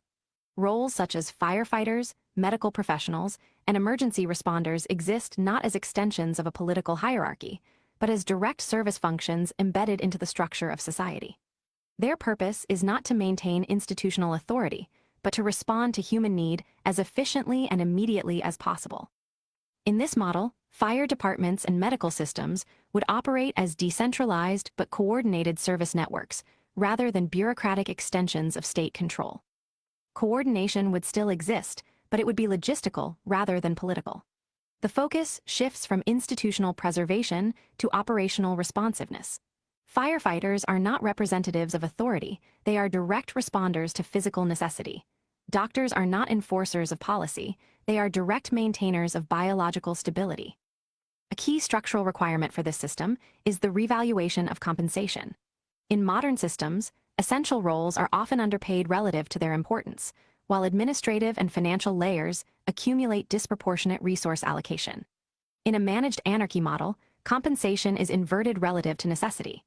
The more structurally essential a role is to human survival and societal stability, the more directly and substantially it is supported by the system. This is not merely financial redistribution, but a redefinition of value hierarchy. Firefighters, medical professionals, emergency responders, trauma specialists, and similar roles would be treated as primary stability functions of society. Their compensation, training access, and working conditions would reflect their direct contribution to preserving life and reducing systemic collapse risk. This removes the current paradox where critical life-preserving roles are simultaneously expected to operate under high stress, high risk, and comparatively limited systemic reward. Beyond compensation, recruitment into these roles would rely on encouragement rather than structural deterrence. In many modern systems, individuals are discouraged from entering essential fields due to educational cost, bureaucratic complexity, burnout conditions, and institutional instability.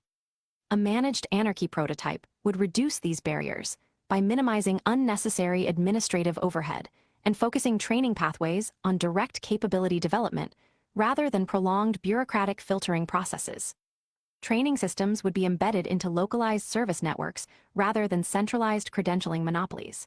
This would allow individuals to enter essential service roles based on demonstrated capability, sustained learning, and practical assessment rather than purely institutional gatekeeping structures. This does not remove standards. It relocates them closer to functional reality rather than abstract certification systems. Safety roles, such as firefighting and emergency response, would also be structurally protected from political interference. Their operational autonomy would be preserved to ensure rapid response without bureaucratic delay. The goal is to ensure that life-critical decisions are made in real time by those closest to the situation, rather than delayed through multi-layered administrative approval chains. Medical systems would function similarly, with a strong emphasis on accessibility, rapid response, and removal of artificial scarcity mechanisms. Healthcare, within this model, is treated as a baseline structural requirement rather than a conditional commodity. The system does not evaluate whether care should be given, but how it can be delivered most efficiently and sustainably. Conflict mediation and public safety would also be restructured away from punitive authority models toward resolution-based systems. The goal is not punishment as a primary mechanism, but stabilization of harm, prevention of recurrence, and restoration of functional equilibrium within affected communities. Enforcement, where necessary, exists only as a temporary corrective measure rather than a permanent institutional identity. Importantly, this prototype does not eliminate coordination at scale. Instead, it replaces centralized political control with distributed operational networks that communicate and adapt dynamically. Large-scale coordination still exists, but it is composed of interconnected service nodes rather than a single hierarchical authority structure. This system also explicitly acknowledges that essential workers must not be structurally neglected. In contrast to many modern systems where essential roles are undersupported despite their critical importance, managed anarchy prioritizes alignment between societal dependence and societal investment. The more a role is required for collective survival and stability, the more directly it is supported and reinforced by the system. At its core, this prototype is not an argument for absence of structure, but for alignment of structure with human necessity. It assumes that governance should not exist as a self-preserving entity, but as a functional extension of human need. When need disappears, structure dissolves. When need emerges, structure forms. Between these states, there is no permanent authority, only temporary coordination in service of survival and stability. To fully evaluate a managed anarchy system, it is necessary to extend beyond emergency services and governance structure into the foundational systems that shape human capability, resource distribution, and long-term behavioral conditioning. These include education, economic exchange, and the psychological sustainability of the system itself. Education, within a managed anarchy framework, is not treated as a credentialing hierarchy, but as a continuous process of direct skill formation embedded into lived reality. The primary structural change is the removal of artificial separation between learning and application. Instead of extended preemptive credential systems that delay real-world participation through prolonged institutional filtering, education becomes immediately integrated with functional environments. In this model, there is no debt-based barrier to entry for knowledge acquisition. Learning is not treated as a financial burden or a gate-kept privilege, but as a baseline societal function. Individuals move into skill development pathways based on aptitude, interest, and demonstrated capability rather than financial capacity or institutional approval chains. This removes the structural delay between potential and contribution that exists in many modern systems. Training becomes decentralized and apprenticeship-based in structure, but modernized through distributed access to knowledge networks. Skill acquisition is validated through practical demonstration rather than prolonged theoretical accumulation disconnected from real application. This ensures that capability is measured by function rather than institutional duration. The goal is not to eliminate rigor, but to eliminate unnecessary abstraction layers between learning and doing. Within this structure, education also becomes nonlinear. Individuals are not locked into rigid academic progression models, but can shift between domains as needed. This reflects the understanding that human capability is not fixed to early life specialization, but can evolve dynamically across time based on exposure, necessity, and interest. The function of money within a managed anarchy system requires equally fundamental restructuring. In its current form, money operates as both a coordination tool and a control mechanism. It regulates access to resources, labor distribution, and social mobility, but it also introduces artificial scarcity dynamics that often distort human behavior away from direct necessity-based allocation. In a managed anarchy model, money either becomes significantly reduced in scope or transitions into a purely logistical tracking mechanism rather than a primary determinant of access. Resource distribution would increasingly shift toward need-based systems for essential survival functions such as food, shelter, healthcare, and emergency services. These are treated as baseline structural guarantees rather than market-dependent commodities. For non-essential or preference-based goods and services, a controlled exchange system may still exist, but without the structural pressure that currently defines survival under economic constraint. This reduces the coercive dimension of financial systems, where survival is often tied directly to economic participation, regardless of individual circumstance or systemic inequality. In such a framework, value is decoupled from survival pressure. Work becomes contribution-based rather than survival-enforced.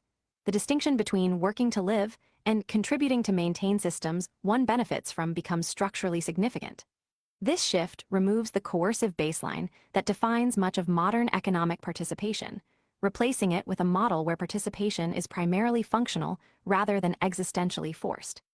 However, the most critical question for any such system is not structural design, but psychological sustainability. This leads to the central philosophical challenge: whether managed anarchy can survive human psychology over time without collapsing back into hierarchical consolidation. The entropy of authority suggests that all systems, regardless of initial design, tend to accumulate structure, hierarchy, and centralized control over time.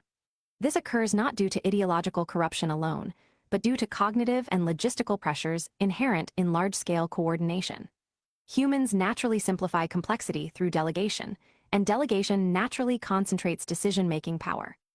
Over time, this creates emergent hierarchies, even in systems designed to prevent them.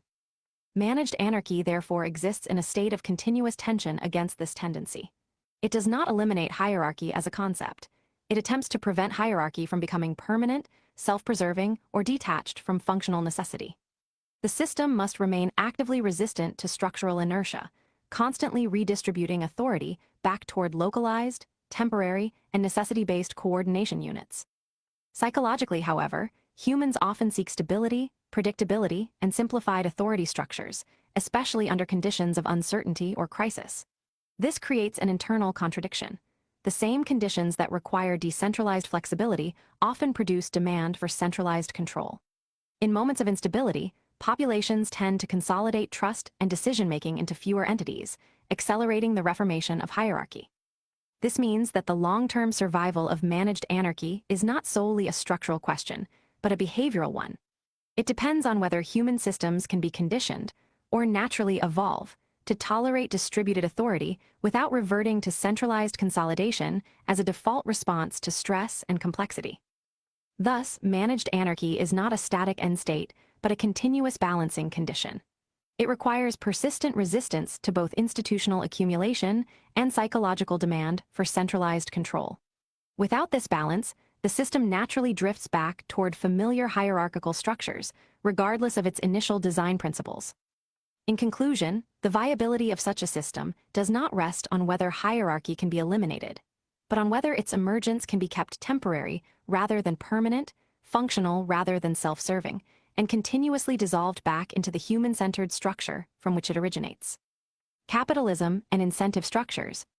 Capitalism, within this philosophical framework, is not interpreted as a neutral economic system, but as a self-expanding incentive structure that behaves analogously to a biological growth mechanism.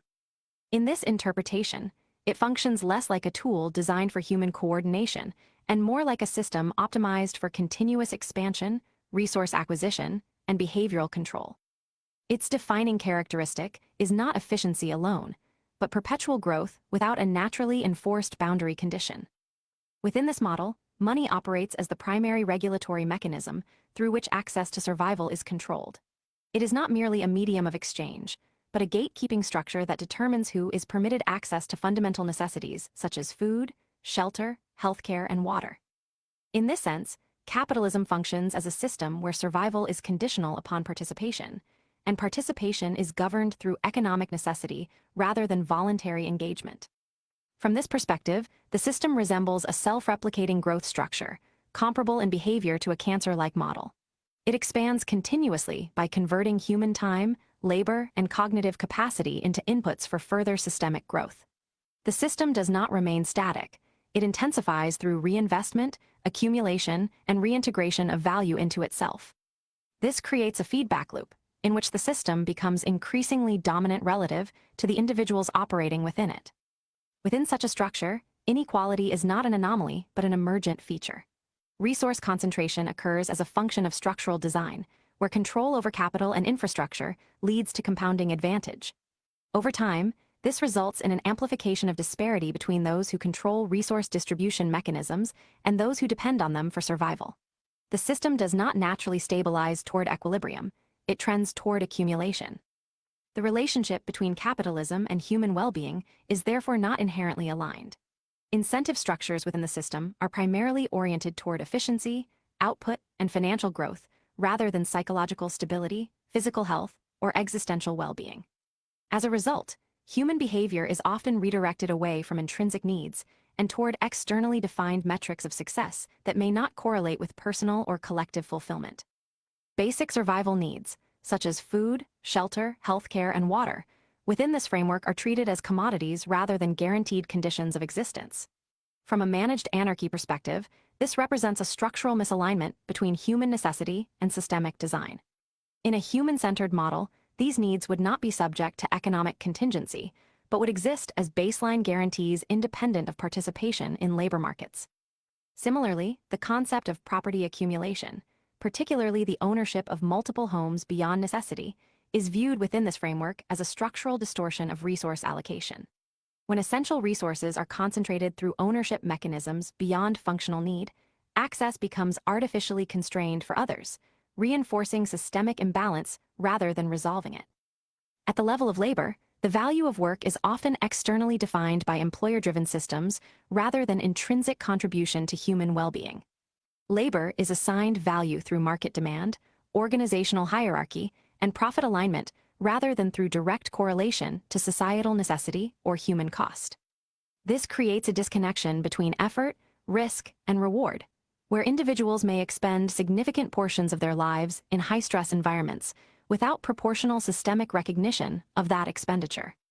Furthermore, modern work culture operates as a behavioral conditioning structure as much as an economic system. It reinforces compliance, predictability, and endurance under stress as normative virtues, often framing prolonged endurance within unstable or harmful conditions as moral or social obligation.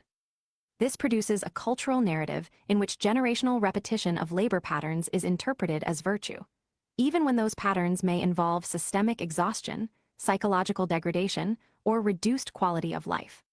Within this philosophical interpretation, capitalism does not remain structurally neutral over time. It exhibits a tendency toward concentration of wealth, influence, and resource control, reinforcing itself through compounding advantages. This creates a systemic drift towards centralized accumulation even in environments that attempt to regulate it. As a result, the system does not stabilize at equilibrium, but instead continues to intensify disparities unless actively constrained. In contrast, alternative systems such as barter-based exchange structures represent a relocalization of value. In such systems, exchange becomes direct, contextual, and grounded in immediate human need rather than abstract monetary representation. Goods and services are traded through relational networks rather than centralized valuation mechanisms. However, even such systems would require structural safeguards to prevent the emergence of new forms of imbalance, ensuring that exchange remains fair, transparent, and accessible. Regulatory and safety frameworks in such a model would therefore not disappear, but would be restructured. Their purpose would shift from controlling economic participation to ensuring equitable exchange conditions, preventing exploitation, and maintaining baseline health and safety standards within decentralized systems. Ultimately, capitalism in its current form is interpreted here not as a final stage of economic evolution, but as a transitional system that prioritizes expansion and efficiency over human-centered design. Its structural behavior suggests a tendency toward accumulation and control unless deliberately counterbalanced. Any alternative system must therefore account not only for initial fairness, but for long-term resistance to concentration dynamics that naturally emerge within large-scale coordination systems. Social systems and equality. Social systems, when examined structurally rather than ideologically, reveal a persistent tension between the concept of equality and the operational realities of large-scale human organization.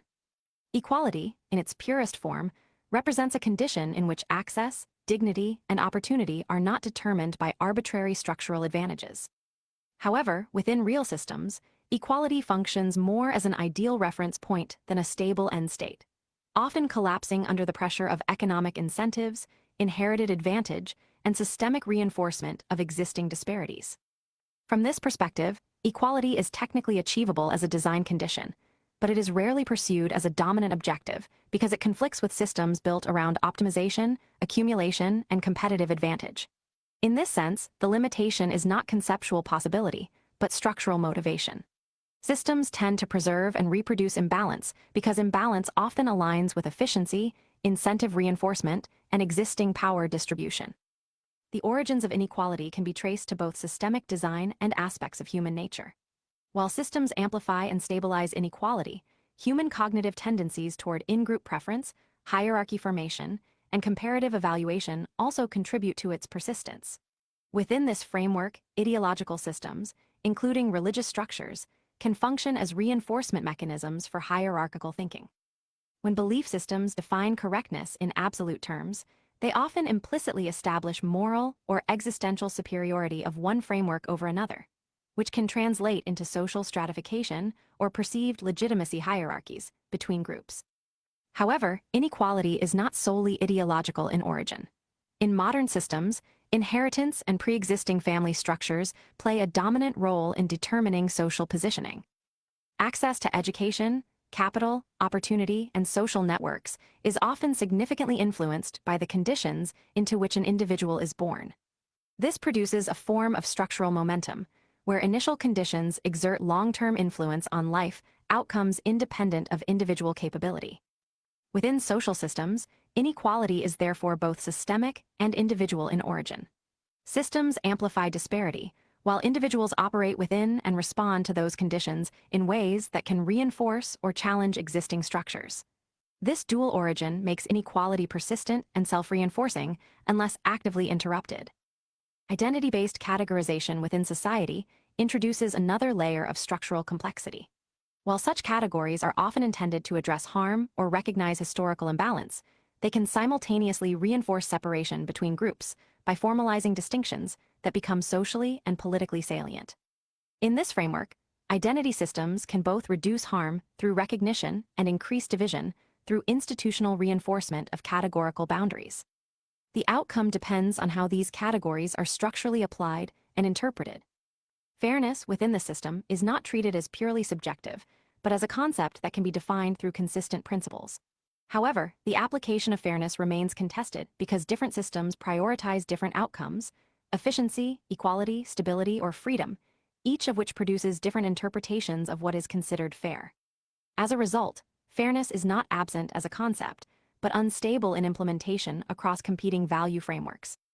Social mobility in modern systems is often perceived as a core feature of open societies. However, in structural terms, mobility is frequently constrained by inherited advantage, systemic access disparities, and resource concentration. While movement between social strata is possible, it is statistically and structurally uneven, creating a perception of mobility that does not fully align with underlying distributional realities. Attempts to correct inequality through intervention introduce a secondary layer of complexity. While corrective systems aim to reduce disparity, they can also generate new forms of imbalance depending on how resources and opportunities are redistributed.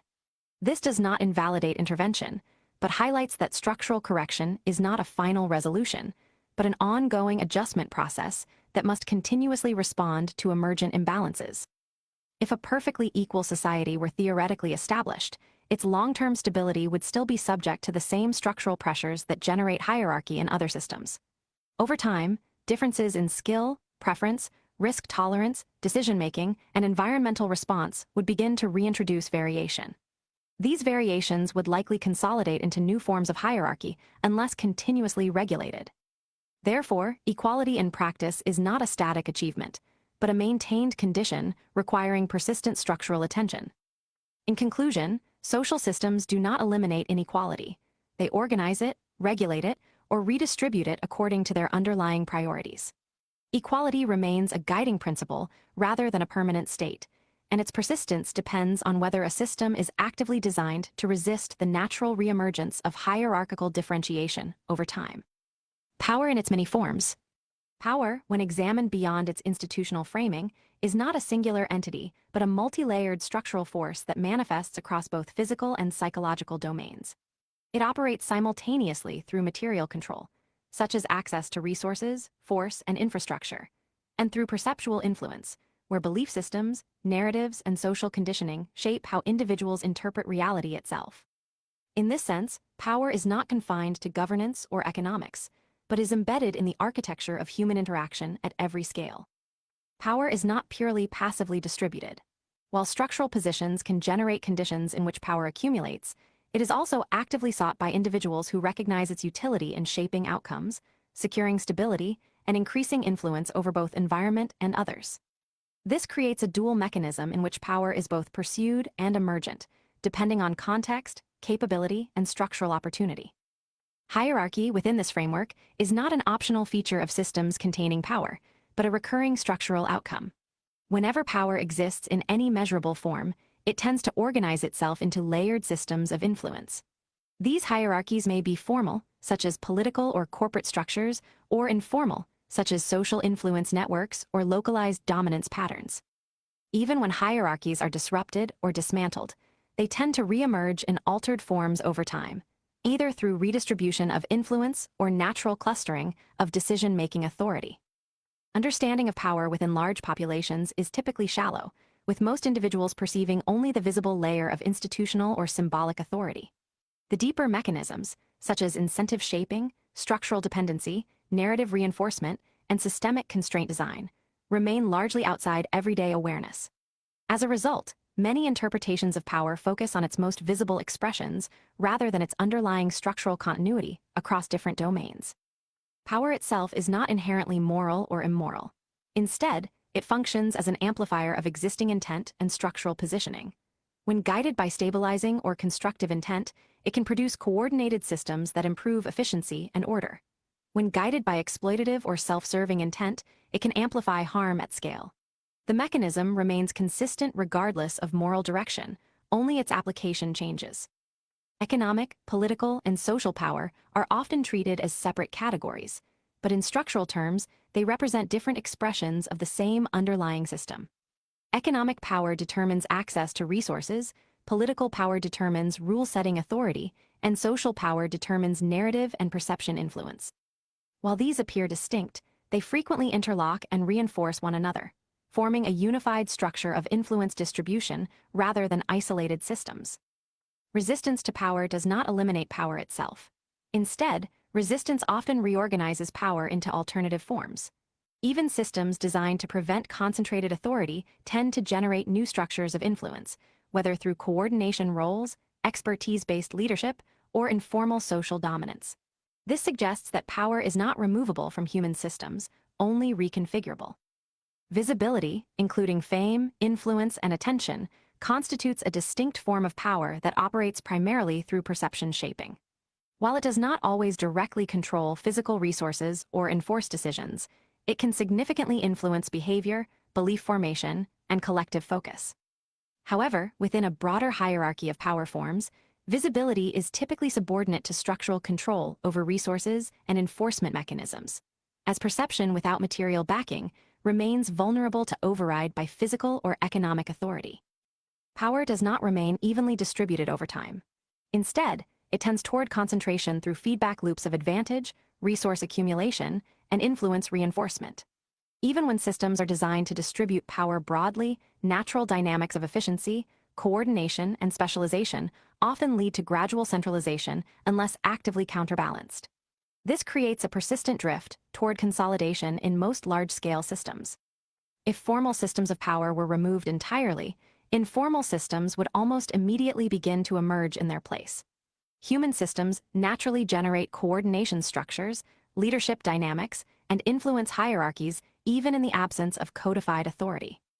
These informal structures may be less visible, but they replicate many of the same functional dynamics as formal systems, suggesting that power is an emergent property of human interaction rather than an artifact of institutional design. Thus, power should not be understood as a singular force located within institutions, but as a continuous structural phenomenon that arises wherever humans interact, organize, and negotiate influence. Its forms may change, but its presence remains constant across all scales of civilization. To fully understand power as a structural force, it must be examined not only in its observable manifestations, but in its self-reinforcing internal dynamics. Power is not static, nor is it merely held. It is continuously produced through interaction, maintained through reinforcement, and expanded through structural feedback loops embedded within human systems. At its deepest level, power emerges wherever coordination is required between multiple agents with differing access to resources, information, or influence. This asymmetry alone is sufficient to generate stratification. Once stratification exists, even in minimal form, it begins to self-amplify through repeated interaction. Those who possess slightly more influence in one cycle are more likely to possess increased influence in the next, not necessarily through intentional manipulation, but through structural advantage accumulation. Over time, this produces compounding divergence between positions within the system. This compounding effect is one of the core reasons power resists equilibrium. Unlike physical systems that tend toward entropy, social systems tend toward structured accumulation when feedback loops reinforce advantage. Small initial differences in capability, access, timing, or perception can expand into large-scale structural inequalities when repeatedly reinforced across time. In this sense, power behaves less like a static resource and more like a growth process embedded within relational systems. Another critical dimension of power is its ability to embed itself into perception itself. Once a system stabilizes, power ceases to be perceived as an external force and begins to be interpreted as normal structure. This normalization process is one of the most effective mechanisms of stabilization because it removes the need for explicit enforcement. When individuals perceive hierarchy, inequality, or authority as natural, they no longer require external coercion to maintain it. They participate in its continuation through behavioral adaptation. This creates a secondary layer of power that operates beneath visible structures. It is not the enforcement of rules, but the shaping of what is considered possible, acceptable, or realistic. In this layer, power defines the boundaries of imagination itself. It determines what alternatives can be conceived, what forms of resistance are viable, and what systems are perceived as inevitable. Once power reaches this level, it no longer needs to actively constrain behavior, it constrains thought. Within this framework, institutions are not the origin of power, but its crystallization. Governments, corporations, religious systems, and social hierarchies are all stabilized expressions of underlying power dynamics that already exist at the relational level between individuals and groups. Institutions do not create power. They capture, formalize, and extend it across time and scale. This is why attempts to remove or replace formal systems of power often result in reformation rather than elimination. When one structure collapses, the underlying dynamics that produced it remain intact. These dynamics then reorganize into new configurations that fulfill similar functional roles. This is not due to conspiracy or intentional replication, but due to structural necessity within large-scale coordination systems. Power also operates through informational asymmetry. Those who possess greater access to information, interpretation frameworks, or decision-making context inherently occupy positions of structural advantage. However, information alone is not sufficient. It must be coupled with the ability to act upon or influence systems in order to translate into functional power. This interaction between knowledge and action creates layered hierarchies that are often invisible to those outside them. Importantly, power does not require awareness of itself in order to function. Many systems of influence operate without explicit recognition by participants that they are embedded within power structures. Individuals may interpret their decisions as purely personal or voluntary, while still operating within constrained systems that shape available choices. This creates a condition in which power is most effective when it is least recognized as power. At the psychological level, power influences behavior not only through external constraint but through internalization. Over time, individuals adapt their expectations, ambitions, and perceived limitations to align with the structure they inhabit. This internalization transforms external constraint into self-regulation. In this form, power no longer needs to be enforced externally. It becomes self-sustaining through cognitive adaptation. Within large-scale systems, this leads to a stabilization effect where deviation from established structures becomes increasingly difficult not because it is explicitly forbidden, but because it is no longer easily conceived or supported by surrounding systems. The boundaries of possibility become socially reinforced rather than explicitly enforced. Another key characteristic of power is its tendency toward role specialization. As systems grow in complexity, functions become divided, and individuals occupy increasingly specific roles within the larger structure. This specialization increases efficiency, but also concentrates dependence. Those who control coordination between specialized roles accumulate disproportionate influence over system function, further reinforcing hierarchical stratification. Over time, this produces a layered architecture of dependency, where lower levels of the system rely on higher levels for coordination, resource distribution, or authorization. Even in systems designed to be decentralized, this pattern emerges due to the necessity of managing complexity at scale. Thus, power is not a singular entity that can be removed or redistributed in a stable way. It is a dynamic process that arises from interaction, scales through reinforcement, embeds itself into perception, and stabilizes through institutionalization. Attempts to eliminate it entirely do not remove its existence, but alter its configuration. This leads to a critical conclusion. Power is not an external structure imposed upon human systems, but an emergent property of those systems themselves. Wherever humans interact, coordinate, compete, or cooperate at scale, power will arise as a function of difference, limitation, and necessity. The only variable is not whether power exists, but how it is shaped, distributed, and constrained over time. Power and freedom are often presented as opposing forces within political and philosophical discourse. Power is typically framed as control exerted over others, while freedom is framed as the absence of control.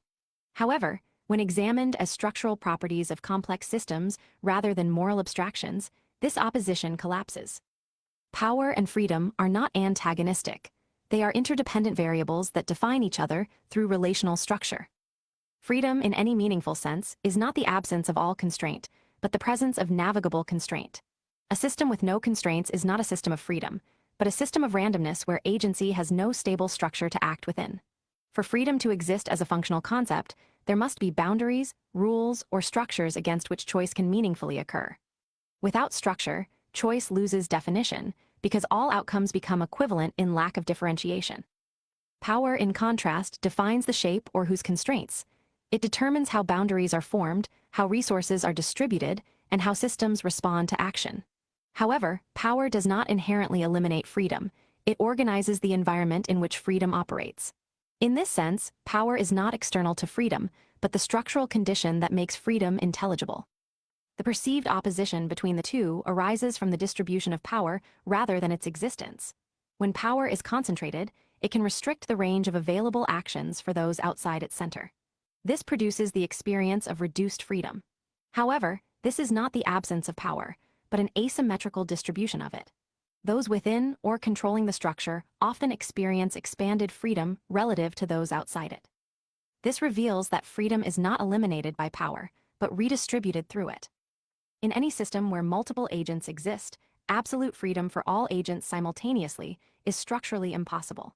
The actions of one agent inevitably create constraints for another through resource consumption, spatial occupation, or causal impact. This means that freedom is inherently relational, not absolute. It exists as a balance of overlapping freedoms constrained by the presence of other actors within the same system. From this perspective, power becomes the mechanism through which these overlapping freedoms are organized. It determines whose actions take precedence in conflict, whose decisions shape system-wide outcomes, and how constraints are enforced or relaxed. Therefore, power does not exist in opposition to freedom, but as the structural framework that allocates and defines it. Even in systems designed to maximize freedom, such as decentralized or anarchic models, power does not disappear. Instead, it becomes distributed, informal, or emergent.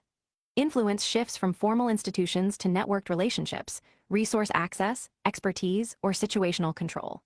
This means that freedom in decentralized systems is not the absence of power, but the diffusion of it across multiple nodes rather than its concentration in a single center. Conversely, systems that prioritize centralized power do not eliminate freedom entirely, but constrain its distribution. They reduce variance in permissible action while increasing predictability and coordination efficiency. This trade-off demonstrates that power and freedom are not binary opposites, but inverse relationships within a shared structural continuum. At a deeper level, freedom itself requires power to be exercised. The ability to act upon choice requires access to resources, physical capability, informational awareness, and environmental permissibility. Without these, freedom exists only as abstraction rather than functional reality. Therefore, freedom is not independent of power. It is a derivative expression of it under conditions of agency. Similarly, power without any expression of freedom becomes indistinguishable from pure constraint, collapsing into static control structures that resist adaptation. This leads to systemic rigidity and eventual breakdown under changing conditions. For systems to remain stable over time, power must be partially distributed in a way that preserves adaptive freedom at lower levels of interaction. This reveals a structural equilibrium. Systems that maximize absolute freedom tend toward instability, while systems that maximize absolute control tend toward rigidity. Sustainable systems exist in the tension between the two, where power structures define constraints but allow sufficient freedom for adaptation, variation, and feedback. From this perspective, the opposition between power and freedom is a conceptual simplification rather than a structural truth. In reality, they co-emerge, co-define, and co-stabilize each other within any functioning human system. The question is not whether power or freedom should exist, but how their relationship is structured, distributed, and maintained over time. Thus, power is not the negation of freedom. It is the architecture through which freedom becomes possible, measurable, and contested. To conclude the examination of power, it is necessary to shift from structural description to structural consequence. Power, as previously established, is not a static possession, but an emergent system property that arises wherever humans interact at scale. However, while power itself is neutral as a mechanism, its long-term effects on systems, perception, and behavior introduce predictable and often unavoidable distortions.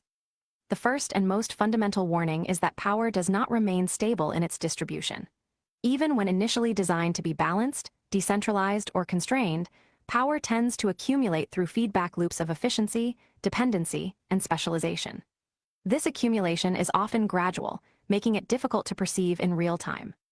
Systems rarely recognize consolidation while it is occurring. They recognize it only after it has already stabilized into structure. By that point, reversal becomes significantly more complex than prevention would have been. The second warning is that power reshapes perception over time.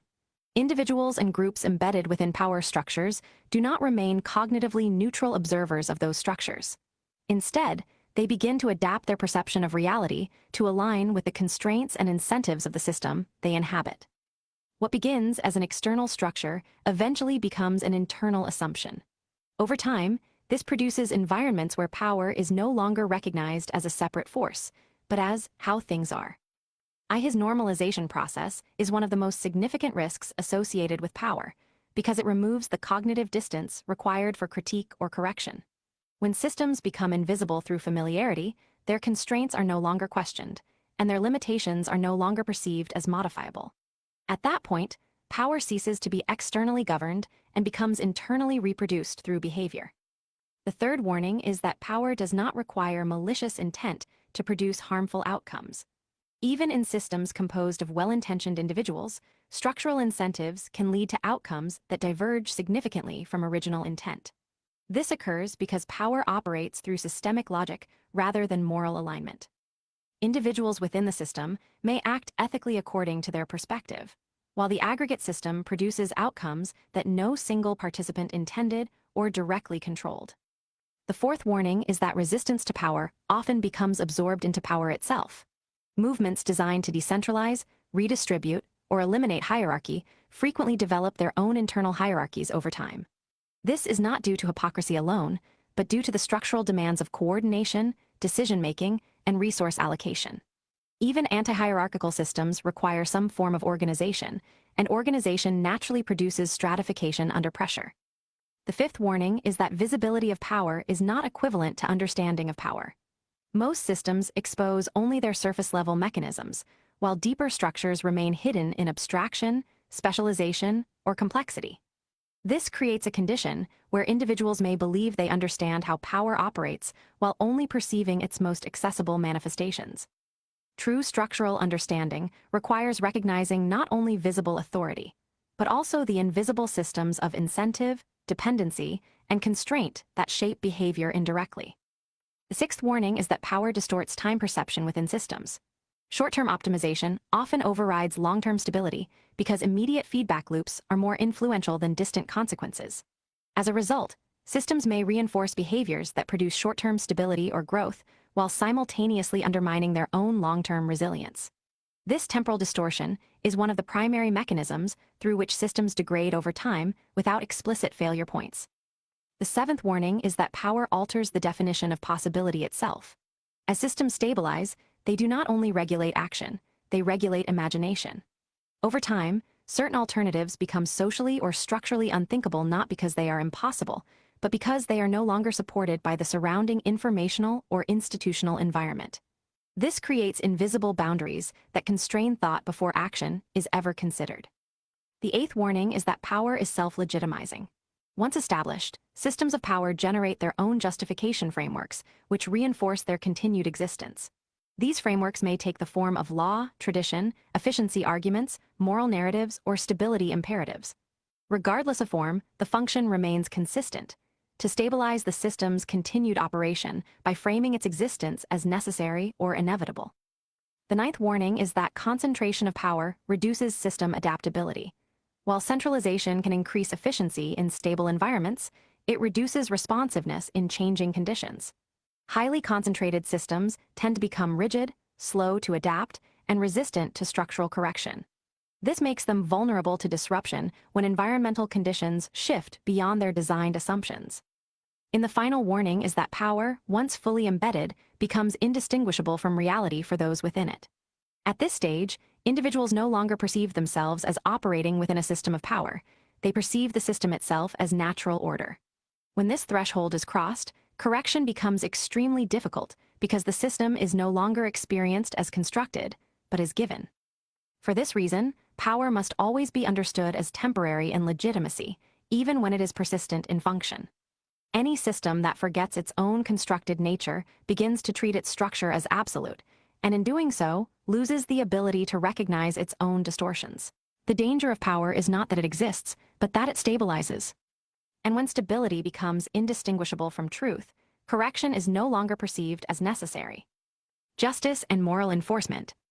Justice, when examined structurally rather than institutionally, occupies a dual nature within human systems. On one level, it is treated as a formal mechanism of moral enforcement embedded within law, governance, and institutional procedure. On another level, it functions as a human-constructed system designed to regulate behavior, reduce instability, and manage harm within populations. In this interpretation, justice is not purely an objective force existing outside of human systems, but it is also not entirely arbitrary. Rather, it exists as a structured response to the persistence of harm within collective human existence. From this perspective, justice is human-created in origin, but not necessarily meaningless in function. It arises from the need to respond to actions that disrupt stability, cause harm, or destabilize trust within a system. However, its implementation is shaped by institutional constraints, historical precedent, and structural power distribution, which means that legal justice and moral justice often diverge significantly in practice. Punishment within justice systems is not inherently moral or immoral, but functions primarily as a tool of behavioral control and future harm prevention. Its legitimacy, in functional terms, is derived from its ability to reduce recurrence of harmful actions rather than from any intrinsic moral satisfaction. Within this framework, punitive systems such as incarceration or even capital punishment are interpreted not as moral absolutes, but as extreme instruments within a broader spectrum of harm management tools, applied depending on perceived severity, certainty of guilt, and societal risk. However, the application of such systems introduces a critical structural tension: the risk of irreversible action within imperfect informational environments. Any system that allows for irreversible punishment must contend with the possibility of error, bias, or structural failure in verification processes.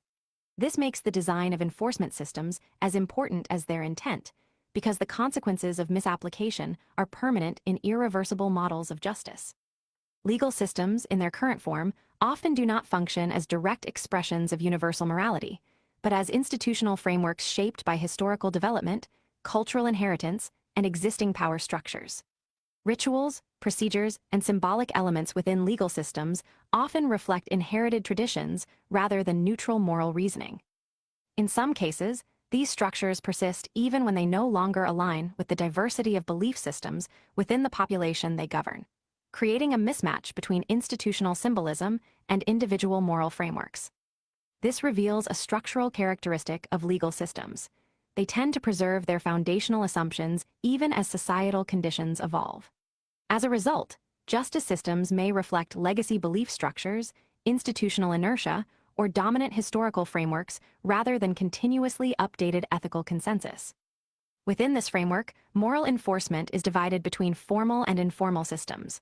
Formal systems include policing, courts, and institutional law enforcement. Informal systems include social pressure, community response, and decentralized behavioral regulation. Even in the absence of formal enforcement, informal enforcement structures inevitably emerge, suggesting that moral regulation is a persistent feature of human social organization rather than a purely institutional invention. In advanced enforcement models, transparency and oversight become critical structural components. The idea of continuous monitoring of enforcement agents reflects an attempt to reduce abuse of authority and increase accountability within systems that hold coercive power.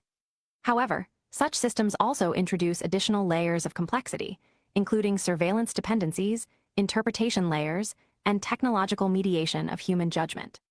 This creates a tension between accountability and autonomy within enforcement structures. A key philosophical question within justice systems is the degree to which individuals are responsible for their actions. Within this framework, responsibility is treated as real and meaningful, meaning individuals are accountable for their behavior within the constraints of their environment. However, this does not eliminate the influence of conditioning, circumstance, or structural pressures. Instead, it creates a dual-layer model in which responsibility exists alongside contextual influence, without one fully negating the other. The classification of evil within justice systems is also structurally significant. While often treated as a moral category, it functions in practice as a label assigned to behaviors that produce severe harm, disruption, or violation of social trust. Whether evil is treated as an intrinsic trait or an emergent behavioral pattern depends on the philosophical framework being applied. However, within this interpretation, harmful intent and repeated destructive action can be treated as real and observable patterns within human behavior systems, rather than purely symbolic constructs. In determining justice outcomes, intent and outcome operate as separate but interconnected variables. Intent reflects internal cognitive and motivational states, while outcome reflects external impact on systems and individuals. Justice systems must therefore decide how to weigh internal state against external consequence, a process that varies across different legal and moral frameworks. Neither variable alone is sufficient to fully describe the ethical weight of an action. From a systemic perspective, justice systems do not consistently reduce harm in a linear manner. Instead, they often reorganize harm into structured forms, redistributing it through incarceration, financial penalties, and institutional processing systems. In some cases, enforcement systems may also generate incentive distortions that unintentionally sustain or recycle certain forms of harm within the system itself. This creates a paradox in which systems designed to reduce harm can also become participants in its structural redistribution. If formal enforcement systems were removed entirely, moral behavior would not disappear, but would reorganize into informal and decentralized structures. Human groups naturally generate behavioral norms, corrective responses, and conflict resolution mechanisms even in the absence of centralized authority. However, the nature, consistency, and fairness of these systems would vary significantly depending on local conditions, cultural structures, and resource stability. Ultimately, justice is not a singular absolute system, but a layered response mechanism to harm within human societies. It exists simultaneously as a principle, institution, and adaptive system. Its effectiveness is not determined solely by its intent, but by its structural design, its resistance to corruption, and its ability to adapt to the complexity of human behavior without losing proportionality between action and consequence. Beyond the structural function of justice as a response system to harm, there exists a deeper layer in which justice actively participates in the formation of moral perception itself. In this layer, justice is not merely reactive, but generative. It shapes the boundaries of acceptable behavior by defining what is punishable, what is ignored, and what is normalized within a given system. Over time, this creates a feedback loop between law and morality. What is enforced becomes what is perceived as morally significant, and what is not enforced gradually loses perceived weight in collective understanding. In this sense, justice does not only regulate behavior, it conditions moral intuition. Societies do not simply enforce pre-existing morality through law, they also inherit morality through enforcement patterns. This introduces a structural limitation in all justice systems. They are inherently bound to their own historical enforcement decisions. Once a behavior is categorized, punished, or normalized, that classification tends to persist even if the underlying moral reasoning shifts. As a result, justice systems often lag behind evolving ethical frameworks, not because of intentional resistance, but because of structural inertia embedded in legal continuity. Another critical layer is the relationship between justice and legitimacy. For enforcement systems to remain stable, they must maintain perceived legitimacy among the population they govern. However, legitimacy is not a fixed property. It is continuously reconstructed through narrative, cultural reinforcement, and institutional transparency. When legitimacy declines, enforcement systems face increased resistance, reduced compliance, and greater reliance on coercive force to maintain stability, which can further accelerate legitimacy erosion. This creates a paradox within enforcement structures. The more a system relies on force to maintain order, the more it risks undermining the perceived legitimacy that sustains voluntary compliance. Voluntary compliance is significantly more efficient than enforced compliance, which means stable systems tend to prioritize legitimacy preservation even when coercive capacity is available. Within this framework, justice systems can be understood as balancing mechanisms between stability and adaptability. Stability requires consistency, predictability, and enforcement of established rules. Adaptability requires revision, reinterpretation, and correction of prior assumptions. Excessive stability leads to rigidity, while excessive adaptability leads to unpredictability. Justice systems exist within the tension between these two forces. A further structural dimension of moral enforcement is the distinction between proportionality and abstraction. Proportional justice attempts to match consequence to harm in a direct and measurable way. Abstract justice, by contrast, operates through symbolic, systemic, or deterrent-based mechanisms that may not correspond directly to the individual act, but serve broader systemic goals. Most real-world justice systems operate as hybrids of both, though the balance between them varies significantly across cultures and institutions. This hybrid structure introduces internal inconsistency, as symbolic deterrence and proportional response do not always align. Actions may be punished not solely for their direct harm, but for their perceived impact on system-wide behavior. This creates a second-order layer of enforcement where individuals are not only judged for actions themselves, but for the precedent those actions establish within the system. Justice also functions as a form of temporal projection. It attempts to extend present moral expectations into future behavior by shaping incentives and consequences. In doing so, justice becomes a mechanism for controlling not only past actions, but anticipated future actions. This forward-looking aspect of enforcement introduces uncertainty, as it requires systems to make assumptions about intent, probability, and behavioral recurrence. Within this expanded model, enforcement systems are not merely reactive stabilizers, but predictive regulatory structures attempting to minimize future disruption based on present data. This shifts justice from a purely retrospective mechanism into a continuous feedback system operating across time. At the deepest level, moral enforcement systems reveal a structural truth about human organization. Harm cannot be eliminated, only redistributed, constrained, or transformed. Every system of justice is therefore a configuration of harm management rather than its total removal. Even the most advanced systems operate within this limitation, balancing between prevention, response, and systemic stability. This leads to an unavoidable conclusion. Justice is not the absence of harm, but the architecture through which harm is organized in relation to collective survival, stability, and continuity. Part 4: Belief. Religion and human need for meaning. Religion, when analyzed structurally rather than reverentially, functions less as a pursuit of truth and more as a system of meaning production designed to stabilize human cognition in the presence of uncertainty. It is not primarily an epistemic framework concerned with verifying reality, but a psychological and social framework concerned with managing the emotional and cognitive instability produced by unknown variables such as death, randomness, and lack of perceived cosmic purpose. Within this interpretation, religion does not emerge from objective discovery, but from cognitive necessity. It arises in environments where uncertainty exceeds the individual's capacity for stable interpretation. In such conditions, belief systems are formed that reduce ambiguity through narrative consolidation, moral structuring, and the creation of interpretive authority. These systems often discourage sustained critical examination of their own foundations, as internal critique threatens the stability function they are designed to serve. From a structural perspective, religion operates as a behavioral alignment mechanism. It establishes norms of identity, morality, and social belonging that often include in-group cohesion and out-group distinction. These structures reinforce conformity within the belief system and discourage deviation through both social and psychological pressure. Over time, this produces generational transmission of belief frameworks that are often adopted prior to rigorous independent evaluation, embedding meaning systems through early cognitive imprinting rather than analytical conclusion. The human need for meaning itself is not treated here as evidence of external meaning existing, but as a psychological dependency on pattern continuity and narrative coherence. When exposed to sustained uncertainty or existential ambiguity, the human cognitive system tends to generate explanatory frameworks to restore internal stability.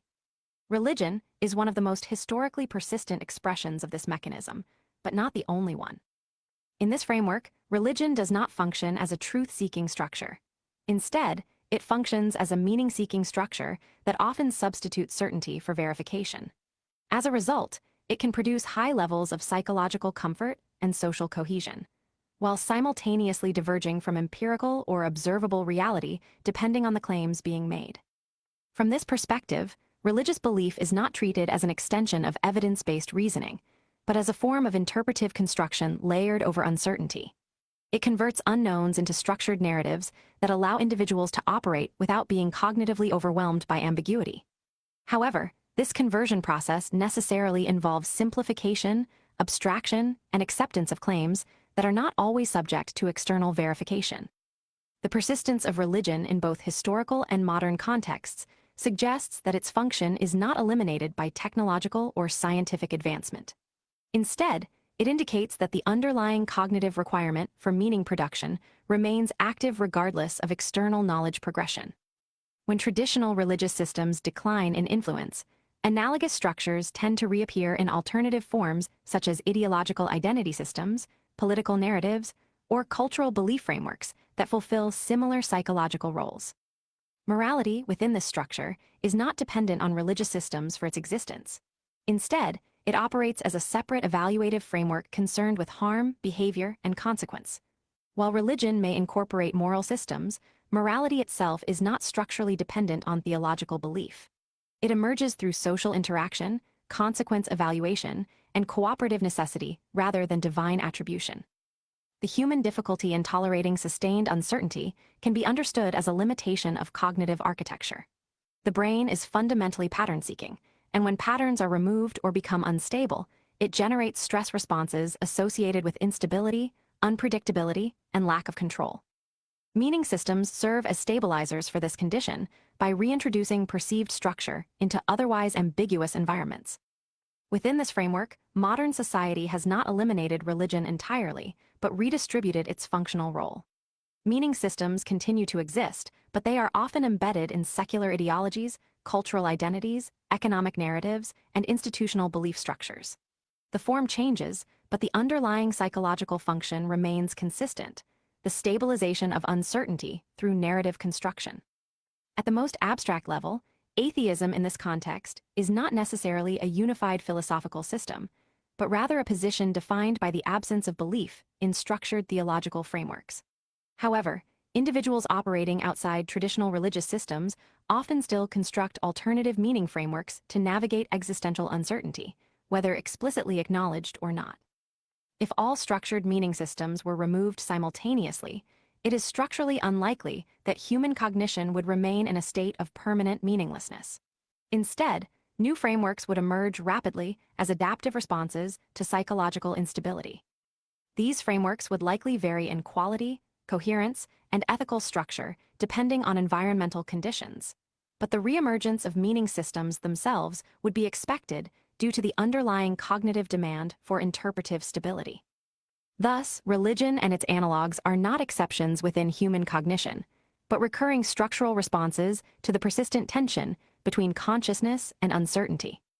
Beyond its role as a stabilizing narrative system, religion also functions as a long-term behavioral constraint architecture. Once a meaning system becomes embedded within a population, it begins to regulate not only belief, but permissible interpretation of experience itself. This means that religion does not only answer questions about existence, but also determines which questions are allowed to remain open, which are considered resolved, and which are considered invalid to ask. This creates a secondary structural effect in which cognitive exploration is shaped by pre-existing interpretive boundaries. Over time, individuals raised within such systems may inherit not only beliefs, but entire constraints on thought patterns, where certain conclusions are reached automatically or rejected reflexively before conscious evaluation occurs. In this way, meaning systems become embedded into cognitive architecture rather than remaining external philosophical positions. Another key structural component is the relationship between religion and uncertainty suppression.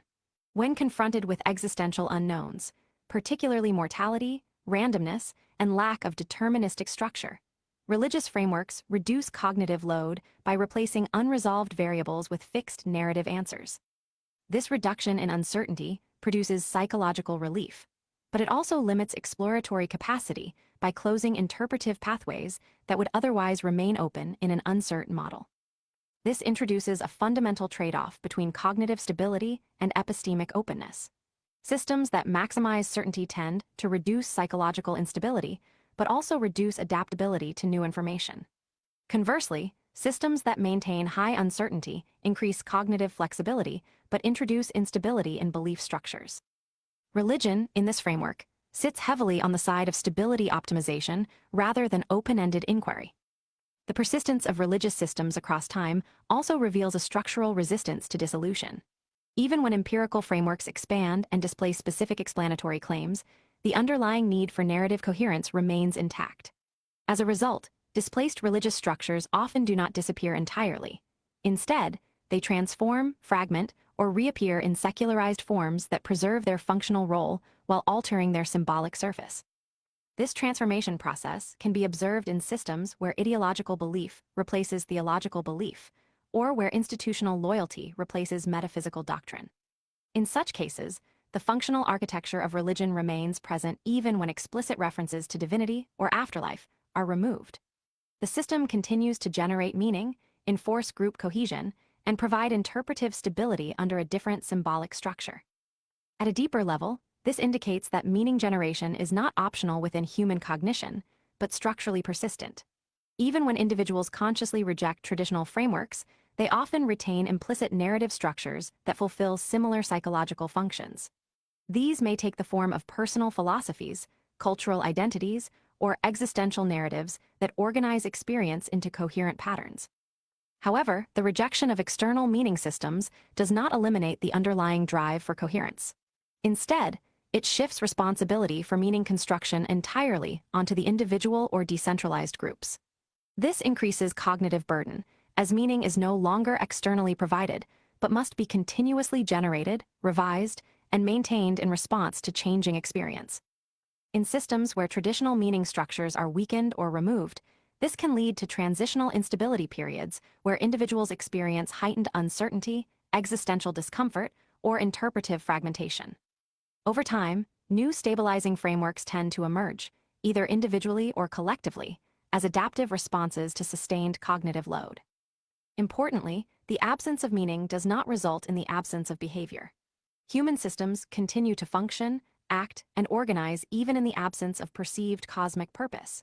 This indicates that meaning is not a prerequisite for action, but rather a stabilizing overlay that influences motivation, interpretation, and emotional framing of action.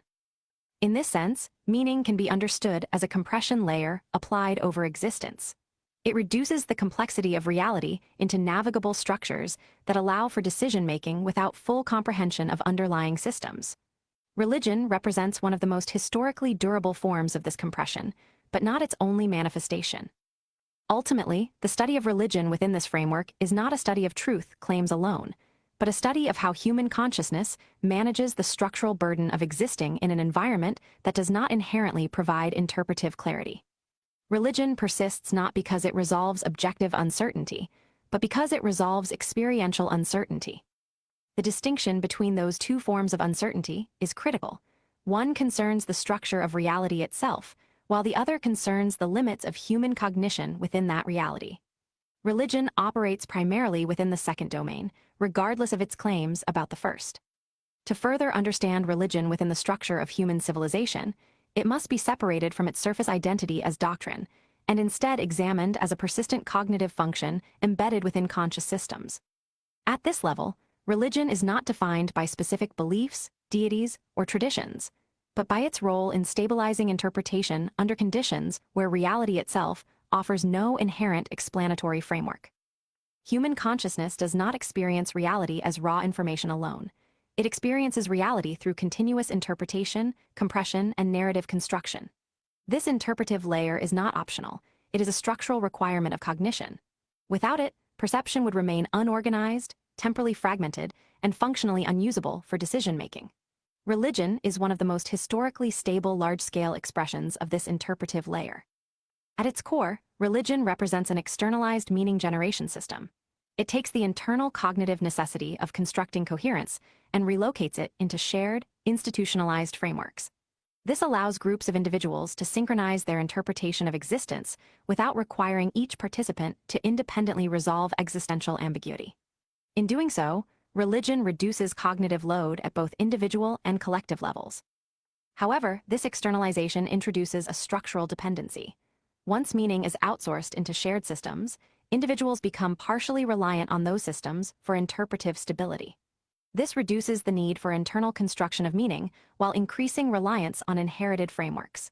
Over time, this can produce a condition where belief precedes understanding rather than emerging from it.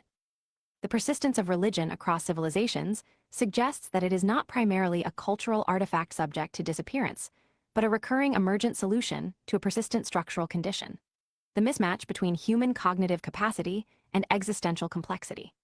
As long as consciousness exceeds its own ability to fully model reality, there will be pressure toward simplified interpretive systems that reduce uncertainty into structured narrative forms. Ahiz also explains why religious systems tend to persist even when challenged by competing explanatory frameworks. Empirical or scientific models may replace specific explanatory claims, but they do not eliminate the underlying need for existential orientation. As a result, displaced religious structures often reappear in altered forms that preserve their functional role while changing their symbolic language. These replacement structures may manifest as ideological systems, national identity frameworks, moral absolutism narratives, or progress-based teleologies. In each case, the function remains consistent: to provide a stable interpretive anchor in a system that does not inherently provide one. The content changes, but the structural role remains intact. Within this framework, the human need for meaning is not evidence of external meaning existing, but evidence of cognitive resistance to unstructured reality. Meaning does not appear to be a discovered property of the universe, but an emergent property of conscious systems attempting to reduce informational overload into actionable structure. This creates a fundamental asymmetry between reality and perception. Reality, as a physical system, does not appear to prioritize narrative coherence, moral alignment, or teleological direction. It operates through interaction, causality, and transformation without requiring interpretive justification. Consciousness, however, requires coherence in order to function, and therefore imposes narrative structure onto systems that are not inherently structured in that way. Religious systems bridge this gap by providing pre-constructed narratives that align perception with interpretive stability. These narratives often include origin structures, moral frameworks, and post-existence projections that extend meaning beyond immediate experience. This extension beyond immediate experience is particularly significant, as it allows consciousness to interpret mortality and uncertainty through continuity-based frameworks rather than terminal endpoints. However, this continuity is not structurally necessary for reality itself. It is necessary only for cognitive stability under conditions of existential awareness. The concept of afterlife, eternal purpose, or cosmic design functions primarily as a stabilization tool rather than an observable feature of the system. In the absence of such systems, consciousness does not cease to function, but it is required to self-generate interpretive structure continuously. This places significantly higher cognitive demand on the individual, as meaning is no longer inherited, but must be actively constructed without external stabilization frameworks. This leads to an important structural distinction. Meaning is not required for survival, but it is often required for sustained psychological equilibrium within self-aware systems. This means that meaning functions as a stabilizer of experience, not a validator of existence. From this perspective, religion can be understood as one of the earliest large-scale technologies of psychological stabilization. It predates formal scientific modeling not because it is less complex, but because it addresses a different category of necessity, not the explanation of external systems, but the stabilization of internal experience in response to those systems. Even in environments where religious structures are rejected or replaced, the underlying cognitive mechanism remains active. Consciousness continues to generate interpretive frameworks, because without them, experience becomes non-navigable. The form of meaning may change, but the requirement for meaning-like structure does not disappear. Thus, religion is not best understood as a false system competing with truth, but as a structural response to the limits of cognition within a reality that does not inherently provide interpretive closure. Within this philosophical framework, one of the central criticisms of organized religion is not merely its metaphysical claims, but its structural tendency to generate moral hierarchy through belief identity. When a belief system defines itself as uniquely correct in its interpretation of truth, morality, or cosmic order, it introduces a comparative structure in which adherence becomes a marker of moral status. This produces a subtle but persistent division between in-groups and out-groups. The in-group is defined not only by shared belief, but by perceived correctness of interpretation. The out-group is defined not only by disagreement, but by perceived error in understanding reality itself.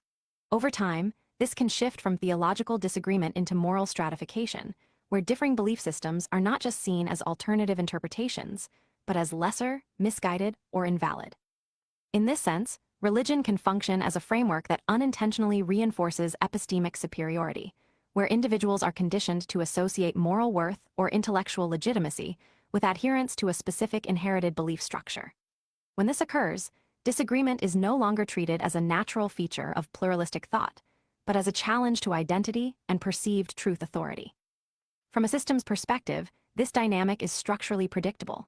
Any closed belief system that asserts exclusive access to truth will, over time, generate pressure toward boundary enforcement.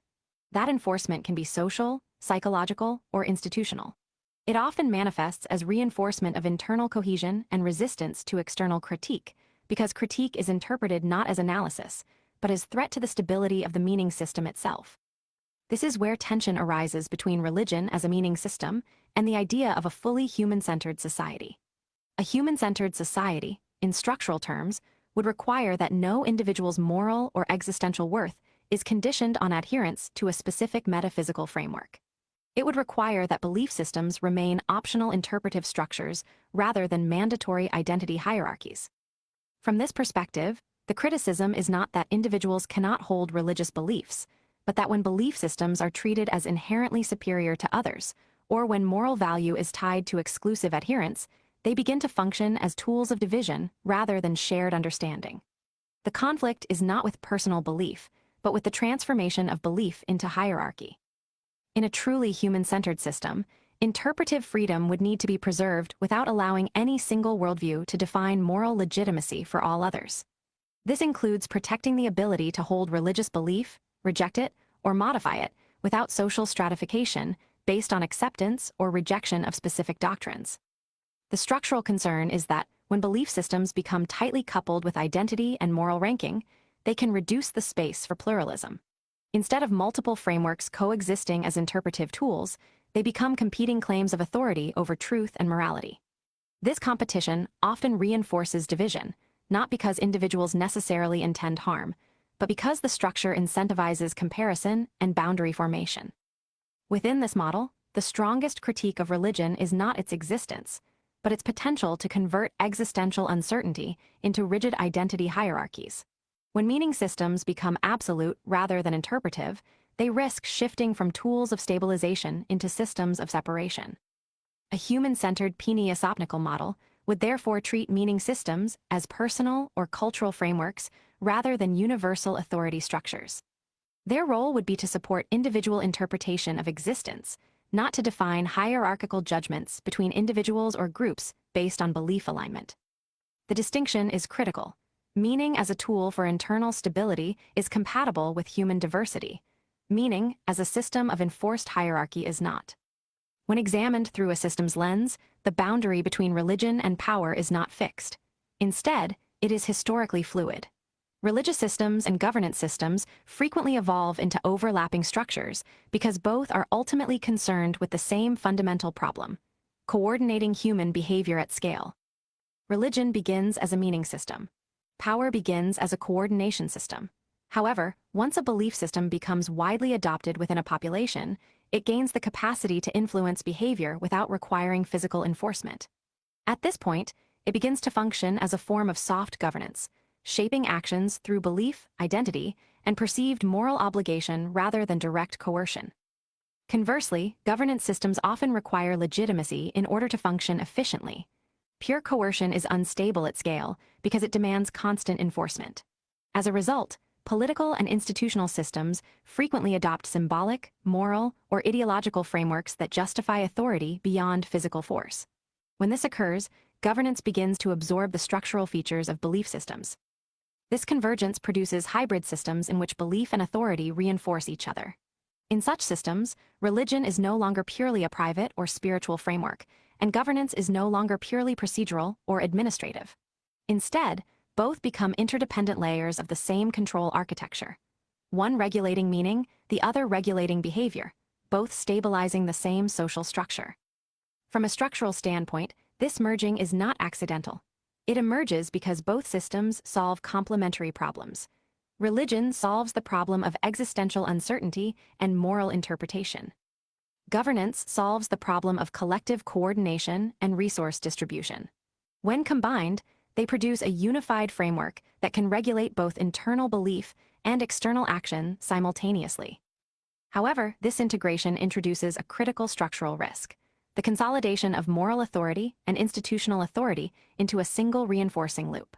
When a governance system is also a belief system, or when a belief system legitimizes governance structures, critique of one becomes entangled with critique of the other. This reduces the independence of moral reasoning, because questioning authority can become indistinguishable from questioning morality itself. In such systems, dissent is not only political but interpretive. Disagreement with institutional structures can be reframed as disagreement with moral truth. This creates pressure toward conformity that is not purely enforced through law, but also through identity and belief alignment. The result is a system where compliance is partially voluntary, but only within the boundaries of accepted interpretation. Historically, this convergence has taken multiple forms. In some cases, religious authority directly governs institutional structure. In others, political systems adopt religious symbolism, moral narratives, or quasi-religious ideological frameworks to reinforce legitimacy.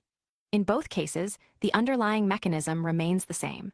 Authority gains stability when it is embedded within a framework that defines not only what is legal, but what is meaningful and morally valid.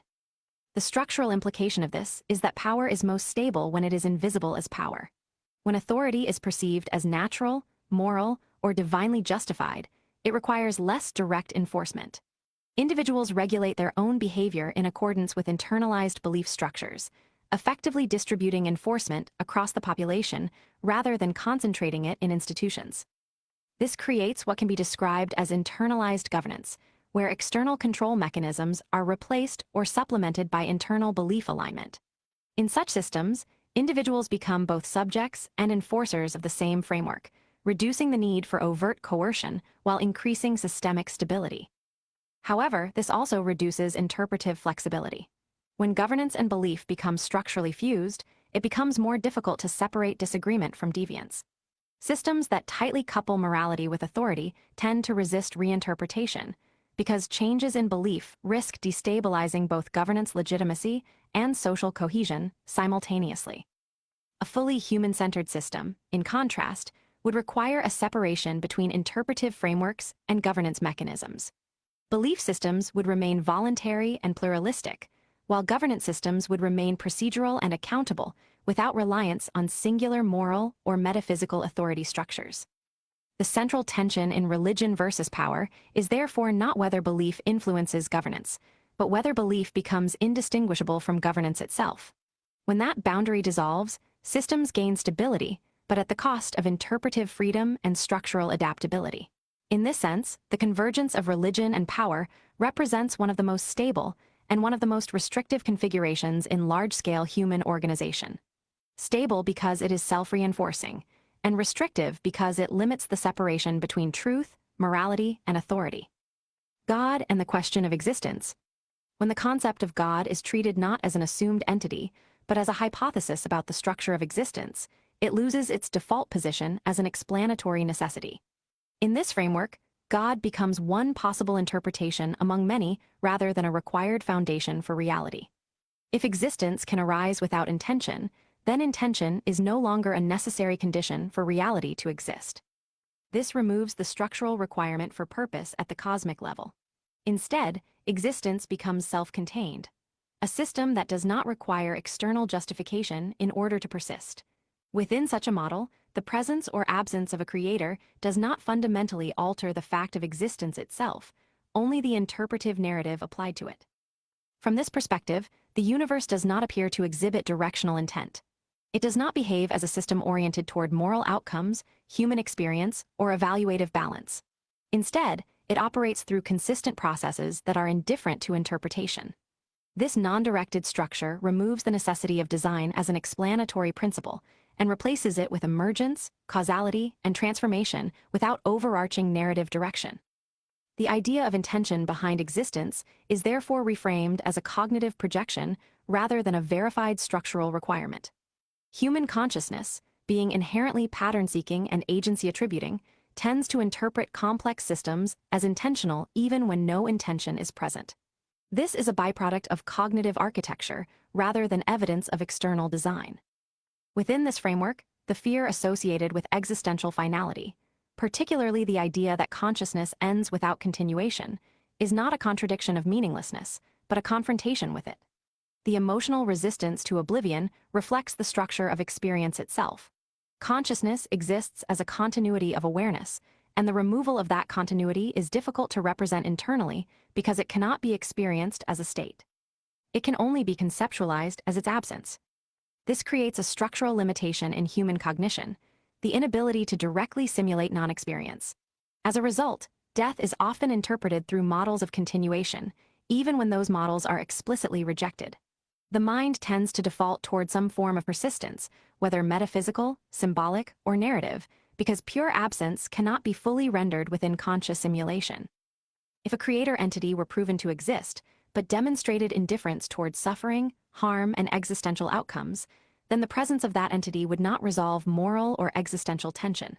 Instead, it would recontextualize it. In such a scenario, the concept of authority would no longer be associated with legitimacy, and the concept of creation would no longer imply care, guidance, or moral structure. This would introduce a different form of existential response, not submission, but opposition. In a system where the source of existence is indifferent yet powerful, the relationship between conscious beings and the creator becomes structurally adversarial rather than reverent. Authority without moral alignment ceases to function as legitimacy and becomes simply asymmetrical power.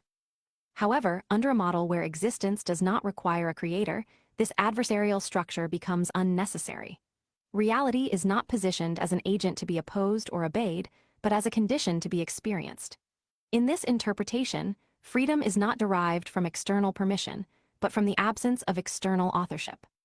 The question of whether consciousness requires a creator becomes secondary to the observation that consciousness demonstrably exists within the system. Whether it is caused, emergent, or incidental does not alter its immediate reality. What changes is only the interpretive framing applied to it after the fact. Thus, the question of God shifts from a question of existence to a question of interpretation. It becomes less about what is real and more about what kind of narrative structure is imposed upon what is already real. At the deepest structural level, the question of God is not only a question about existence, but a question about whether existence requires authorship in order to be coherent. Human cognition has a persistent tendency to interpret systems through agency-based models. When complexity increases beyond immediate comprehension, the mind defaults toward assigning intent, even in cases where no intent is necessary for the system to function. This tendency is not random. It is a structural feature of cognition that evolved to predict behavior, interpret threats, and model social environments. However, when applied beyond its adaptive domain, particularly to cosmological scale systems, it produces interpretive overreach.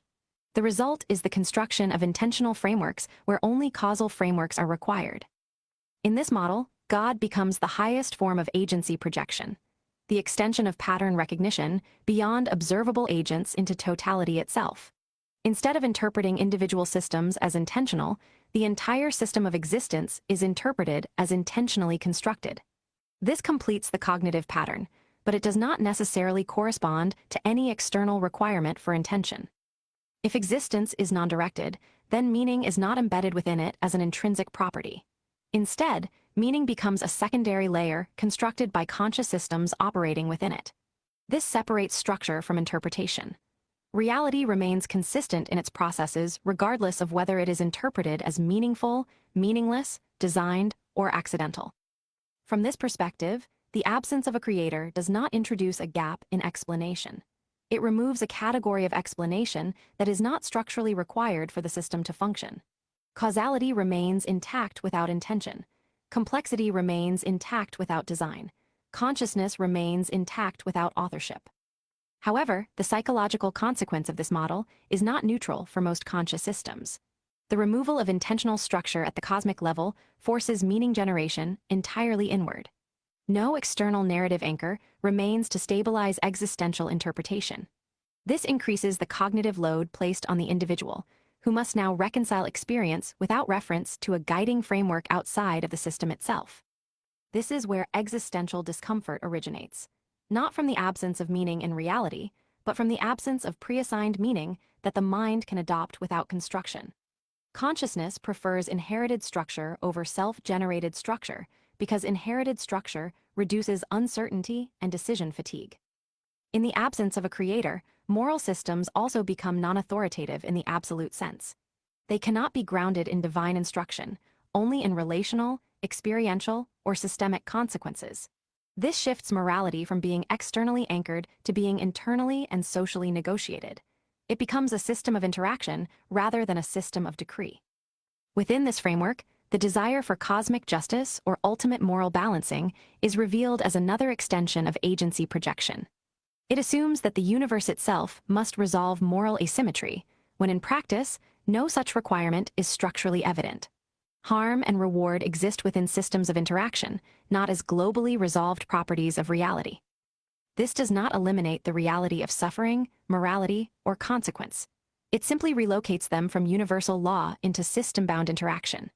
Meaning, morality, and value remain fully functional within conscious systems, but they no longer require external validation from a higher-order agent to exist. Thus, the question of God ultimately resolves into a structural distinction between two models of reality interpretation. One model assumes that existence must be authored to be meaningful.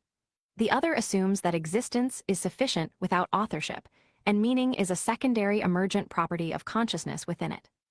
In the second model, God is not disproven so much as rendered unnecessary as an explanatory layer for existence itself. The system remains complete without it. What remains is not absence, but autonomy of interpretation. Once the concept of God is removed as a necessary explanatory layer for existence, what remains is not philosophical emptiness, but a redistribution of explanatory responsibility. Instead of a single external source anchoring meaning, interpretation becomes distributed across conscious systems embedded within reality. This redistribution fundamentally changes the structure of moral and existential reasoning. Without an external authorial presence defining purpose, there is no universal directive embedded into existence that dictates what outcomes should occur. Instead, outcomes are evaluated entirely within localized systems of consciousness, where harm, benefit, survival, and suffering are defined relationally rather than causically. This creates a framework in which morality is no longer anchored to transcendental authority, but to observable consequence structures between sentient systems. In such a model, moral weight is not derived from divine assignment, but from the capacity of actions to affect conscious experience. This does not reduce morality. It reclassifies it from absolute decree into system-dependent evaluation. At the same time, the absence of a creator removes the concept of ultimate accountability beyond the boundaries of existence itself. There is no external tribunal, no final correction layer embedded into the structure of reality that resolves moral asymmetry in a guaranteed way. This forces all ethical systems to operate within the bounds of finite interaction rather than infinite correction. From a psychological standpoint, this has two competing effects. On one side, it removes the cognitive security provided by cosmic order and external purpose. On the other, it eliminates the structural dependency on external validation for meaning, forcing autonomy of interpretation at the level of the individual and collective mind. In this autonomous structure, meaning becomes a self-contained process rather than a discovered truth. It is generated through interaction, memory, consequence, and perception, rather than retrieved from a pre-existing universal framework. Consciousness becomes both the observer and the generator of meaning simultaneously, without requiring external authorship to validate its output.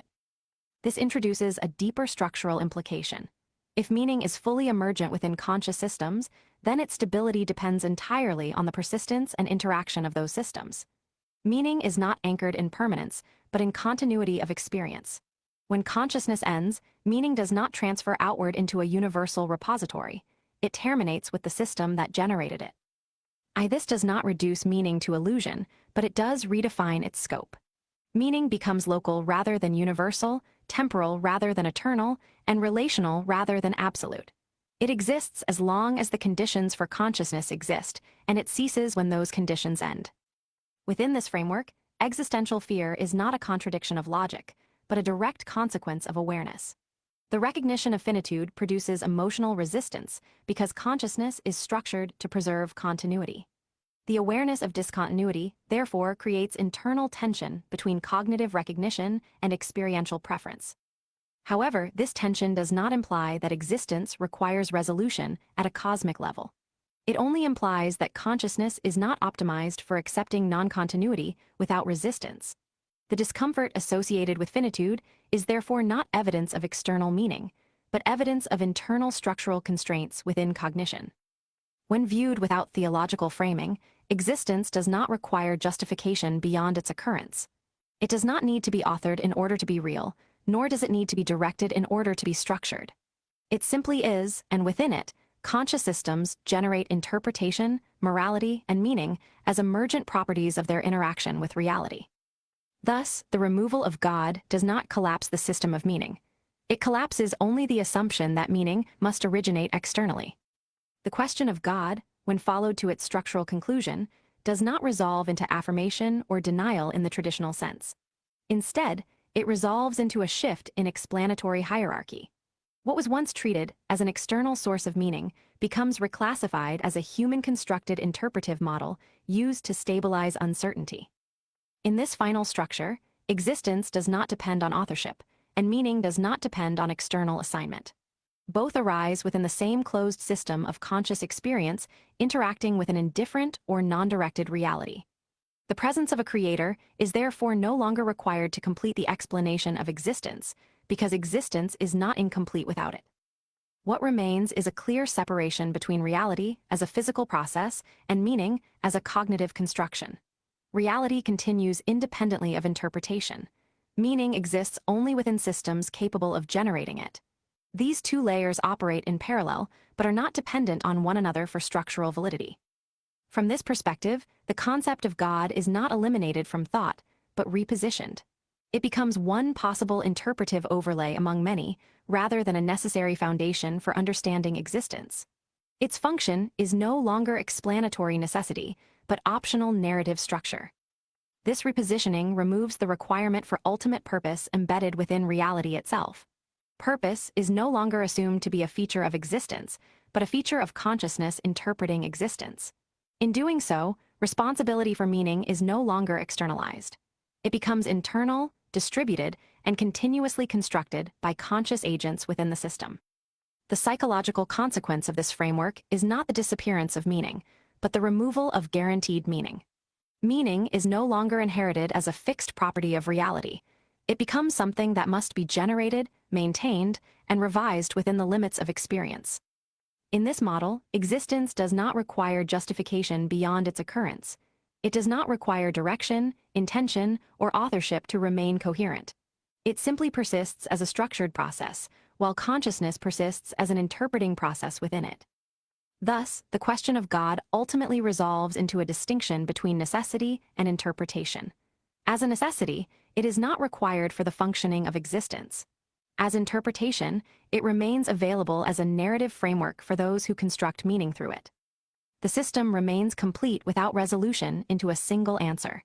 It remains structurally intact whether or not a creator is assumed.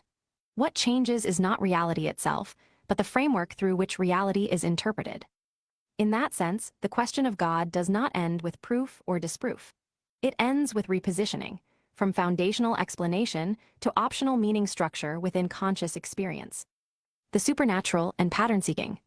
The concept of the supernatural, when analyzed structurally, does not require the existence of external non-physical forces in order to emerge within human cognition. Instead, it can be understood as a byproduct of pattern recognition operating under conditions of incomplete information. Human perception is not a direct recording of reality, but a continuous interpretive reconstruction of sensory input. Within this reconstruction process, the brain prioritizes pattern completion over ambiguity resolution. When information is incomplete, uncertain, or statistically noisy, the mind tends to fill gaps with the most coherent available model. This is not an error in design, but a functional feature of predictive cognition.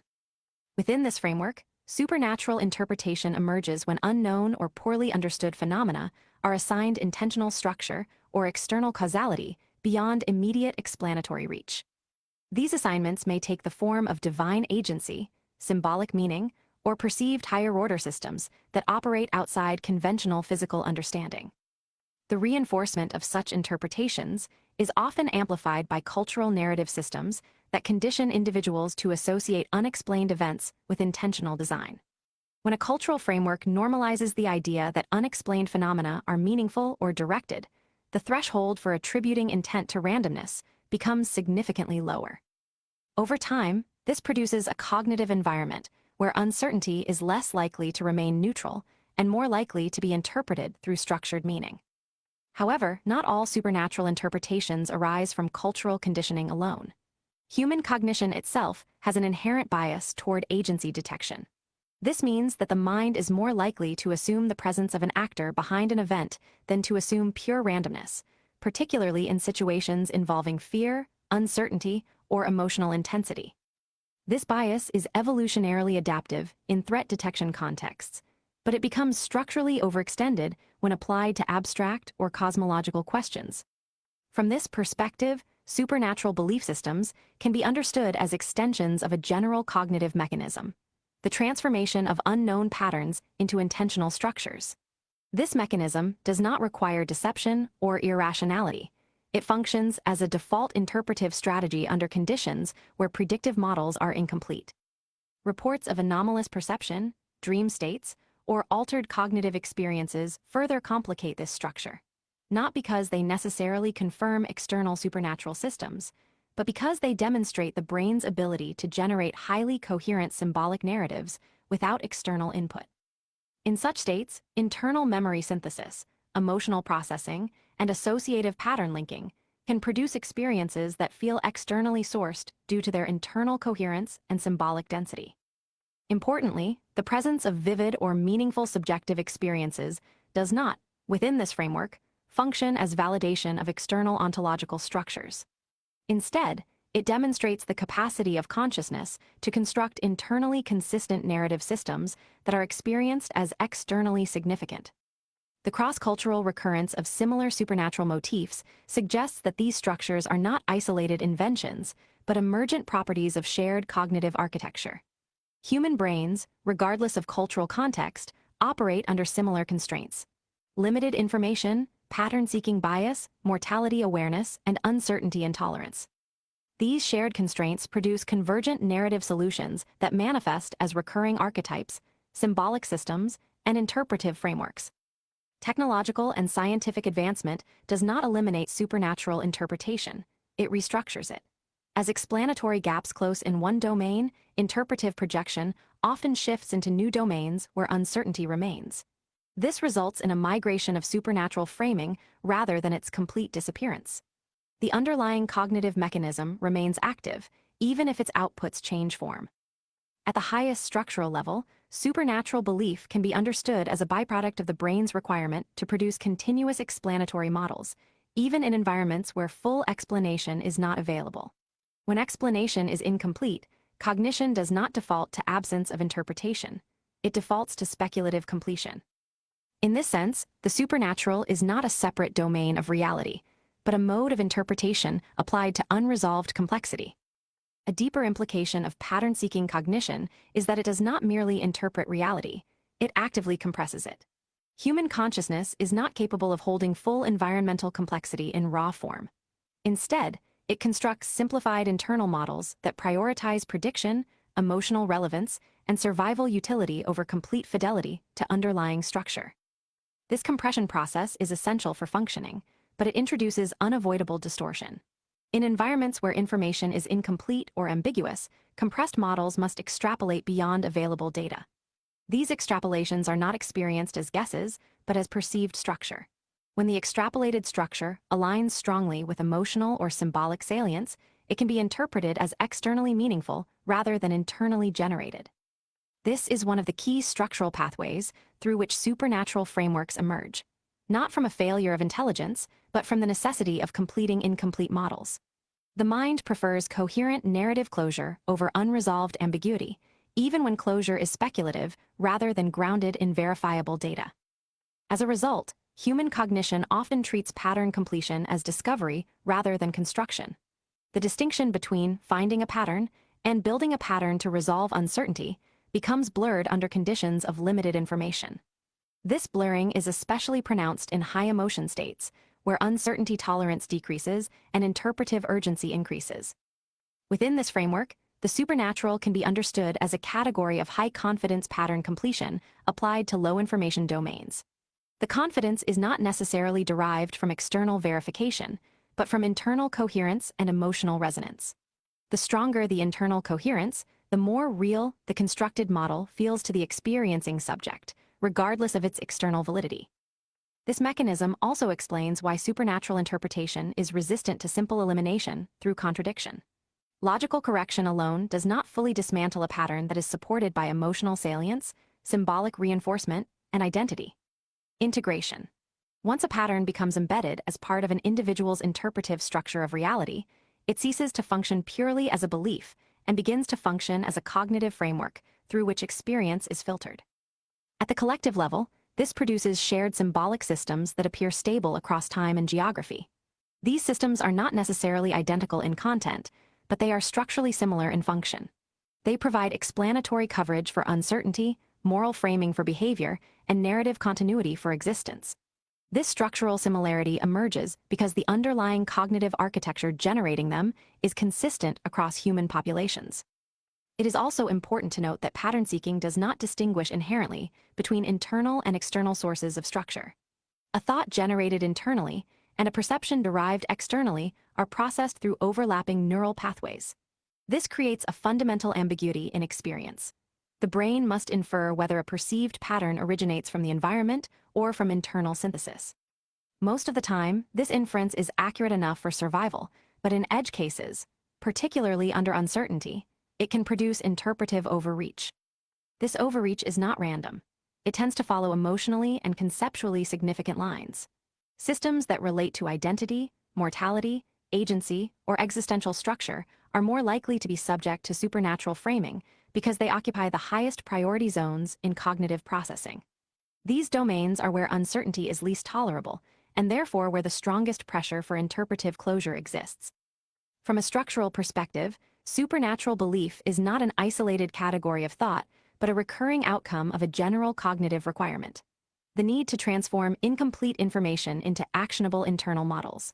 When the cost of uncertainty exceeds the cost of speculation, the system defaults toward interpretive completion. This means that supernatural interpretation is not an anomaly within human cognition, but a predictable consequence of its operating constraints.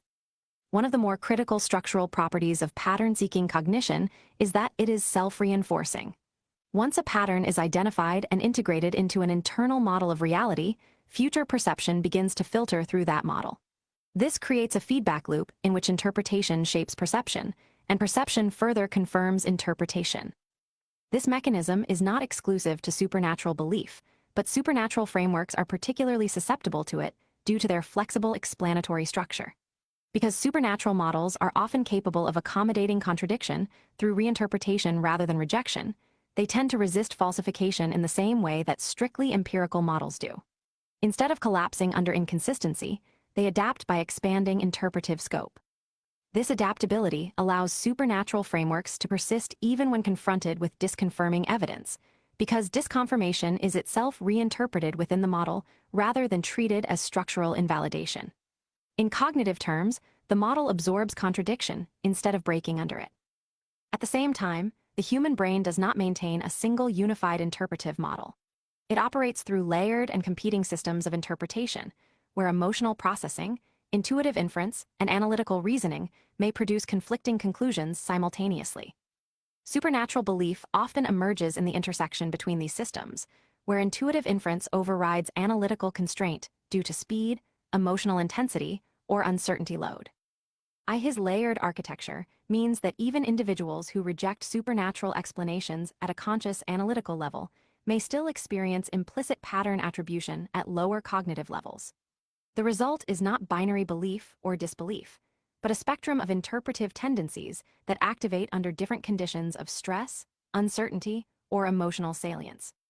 Another structural feature of pattern seeking is its tendency toward completion bias. Incomplete patterns generate cognitive discomfort, which the mind attempts to resolve by filling in missing elements. When external data is insufficient, the system substitutes internally generated structure. These substitutions are then experienced as insight, intuition, or revelation, depending on the subjective framing applied to them.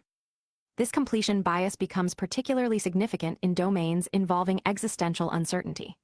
Questions related to mortality, origin, purpose, and consciousness lack fully verifiable closure within human experience. As a result, they are especially prone to interpretive completion mechanisms that generate narrative structures extending beyond available evidence. Within this framework, supernatural systems can be seen as high-level completion architectures applied to unresolved existential domains. They provide structural closure where empirical closure is unavailable, allowing consciousness to maintain interpretive continuity in the absence of definitive answers. However, this closure is not neutral. It carries structural consequences for how reality is modeled. Once existential questions are assigned completed narrative structures, future reasoning is constrained within those structures. This can reduce uncertainty, but it can also reduce model flexibility by anchoring interpretation to fixed explanatory assumptions. There is also a compounding effect over time. As supernatural frameworks are transmitted across generations or communities, they accumulate interpretive refinement. Each iteration strengthens internal coherence while potentially increasing distance from direct empirical grounding. This does not necessarily weaken their internal consistency. In many cases, it strengthens it. But it does alter the relationship between model and underlying reality. In parallel, scientific and empirical frameworks operate under a different constraint structure. They are designed to prioritize falsifiability and revision under contradiction. This creates a structural tension between high-flexibility interpretive systems, which prioritize coherence and closure, and high-correction systems, which prioritize external alignment and revision. Human cognition must operate across both domains simultaneously. It requires internal narrative stability to function in real time, while also requiring external model correction to maintain long-term accuracy. The coexistence of these systems means that supernatural interpretation is never fully eliminated, but it is continuously modulated by competing frameworks of evidence-based reasoning. At a broader level, this suggests that supernatural cognition is not a distinct or separable system within the human mind, but a persistent mode of operation that emerges whenever uncertainty exceeds available explanatory resolution. It is activated not by belief alone, but by structural necessity within the limits of predictive modeling capacity. When all layers are considered together, supernatural interpretation is not best understood as a separate domain of reality, but as an emergent property of cognitive architecture operating under uncertainty. It arises from the interaction between incomplete information, predictive modeling requirements, and the brain's structural bias toward pattern completion and agency detection. Across all levels of analysis, individual, cultural, and systemic, the same underlying mechanism remains consistent. Consciousness does not experience reality as raw data, but as continuously constructed interpretation. This interpretation is not optional, but necessary for functioning within any environment where full information is unavailable or computationally inaccessible. Supernatural frameworks, in this context, represent one of the most stable forms of interpretive completion. They provide structure where uncertainty exists, continuity where gaps appear, and narrative cohesion where fragmentation would otherwise dominate experience. Their persistence across time and cultures is not evidence of external validation, but evidence of recurring cognitive demand under shared structural constraints. At the same time, the strength of these frameworks is directly tied to the conditions that produce them. When uncertainty is high and explanatory coverage is low, interpretive completion becomes dominant. When uncertainty is reduced through external modeling systems, such as empirical observation and predictive correction, supernatural interpretation becomes less necessary as a primary explanatory tool, but not eliminated as a cognitive mode. This leads to a key structural conclusion. Supernatural thinking is not a deviation from rational cognition, but a parallel output of the same system under different operating conditions. It is the mind's method of maintaining coherence when full resolution is unavailable. What distinguishes different epistemic frameworks is not the presence or absence of pattern seeking, but how those patterns are validated, revised, or retained. Some systems prioritize internal coherence and symbolic stability. Others prioritize external verification and adaptive correction. Human cognition operates within both simultaneously, producing a layered reality model in which interpretation and verification are continuously interacting. From this perspective, supernatural belief does not require external dismissal to be understood. It requires structural placement. It occupies the space between incomplete knowledge and necessary interpretation, functioning as a bridge rather than a conclusion. Once this is understood, the supernatural ceases to function as an explanatory competitor to empirical systems and instead becomes a predictable outcome of cognitive limitation under uncertainty. It is not a separate reality layer competing with physical structure, but a meaning generation layer operating on top of it. Thus, the supernatural is not removed from human cognition, nor is it required as a literal external system in order to explain human experience. It exists as an emergent interpretive response to the conditions under which consciousness must operate.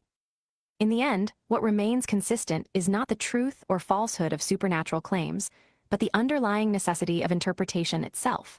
Consciousness does not encounter reality in a finalized form. It constructs reality as a usable model.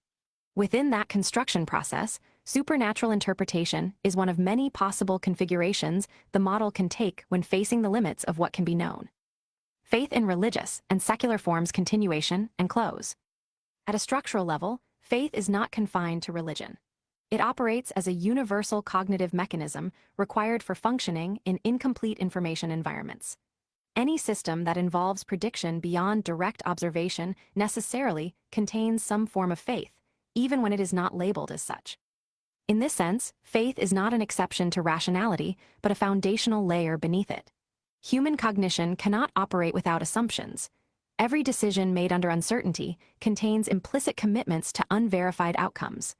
Even the rejection of belief systems itself relies on a form of trust in alternative frameworks, whether empirical, logical, or experiential. However, modern civilization does not distribute faith evenly. Instead, it channels it into structured systems that compete for cognitive authority. Institutions, governments, economic systems, technological infrastructures, and ideological frameworks all function as containers for collective trust. These systems require participation in assumptions about stability, continuity, and reliability in order to function at scale. This creates a paradox. Even systems that define themselves as rational or empirical still depend on foundational trust structures that cannot be fully verified by any single individual. Large-scale coordination requires acceptance of abstraction layers that exceed direct experience. In practice, this means that faith is not eliminated in modern systems. It is redistributed into institutional form. At the individual level, this redistribution produces a tension between perceived autonomy and actual dependency. Individuals may believe they are operating primarily through rational analysis, while still relying on deeply embedded trust structures for economic, social, and informational stability. This creates an environment where faith is often invisible to the individual holding it. Within this framework, skepticism is not the absence of faith, but a reorientation of it. It shifts trust away from inherited narrative structures and toward continuous revision processes. However, even skepticism must rely on some form of provisional acceptance in order to function, because absolute non-assumption would prevent any action at all. Thus, the distinction is not between faith and no faith, but between explicit and implicit forms of trust. Religious systems tend to externalize and formalize faith into structured belief systems, while secular systems tend to distribute it across institutional, empirical, and procedural frameworks. From a systems perspective, neither form is structurally superior in terms of eliminating faith. The difference lies in how visible the assumptions are and how rigidly they are enforced. When assumptions are made explicit, they become easier to question. When they are embedded into infrastructure, they become harder to identify but more stable in operation. In either case, faith functions as a stabilizing mechanism for uncertainty, not as a verification of truth. It allows systems, both individual and collective, to function under conditions where complete knowledge is impossible. The consequence of this structure is that the disappearance of religion would not eliminate faith. It would simply redistribute it into new domains of trust, authority, and interpretation. The underlying cognitive mechanism would remain unchanged, even if its expressions shifted. Thus, faith is not removed from civilization, it is reorganized by it. When examined fully, faith cannot be isolated as a singular phenomenon tied exclusively to religion. It is a structural requirement of cognition operating under uncertainty. Whether expressed through belief systems, institutional trust, skepticism, or empirical frameworks, it remains present as the mechanism that allows action without complete knowledge.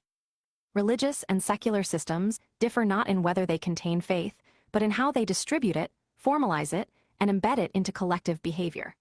One externalizes it into narrative structures. The other disperses it into procedural and institutional trust networks.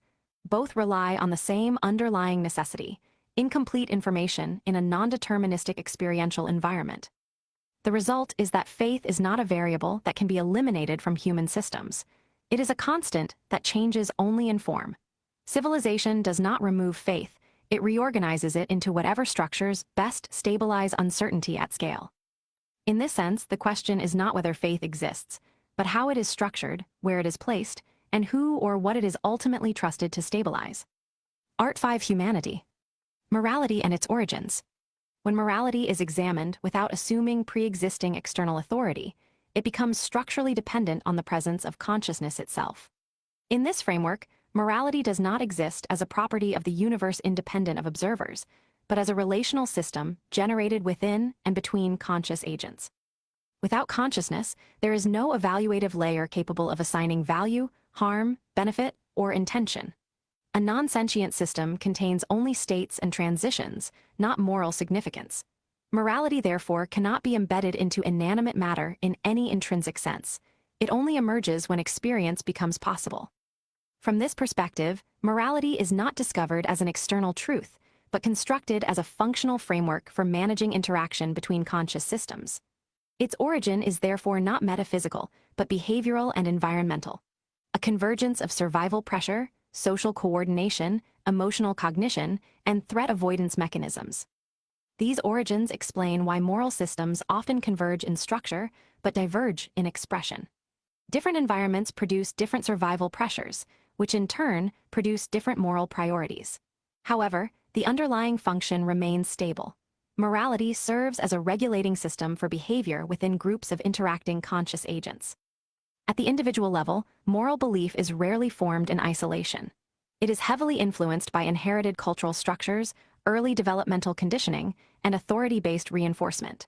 This produces a strong tendency for moral systems to be experienced as objective even when they are socially transmitted constructs. Once internalized, these systems often resist revision because they are tied to identity, belonging, and perceived correctness. However, morality as a system is not structurally fixed. It is capable of continuous reconstruction as environmental conditions, informational access, and social dynamics change. In this sense, morality is not a static rule set, but an evolving interpretive model for optimizing coexistence under shifting constraints.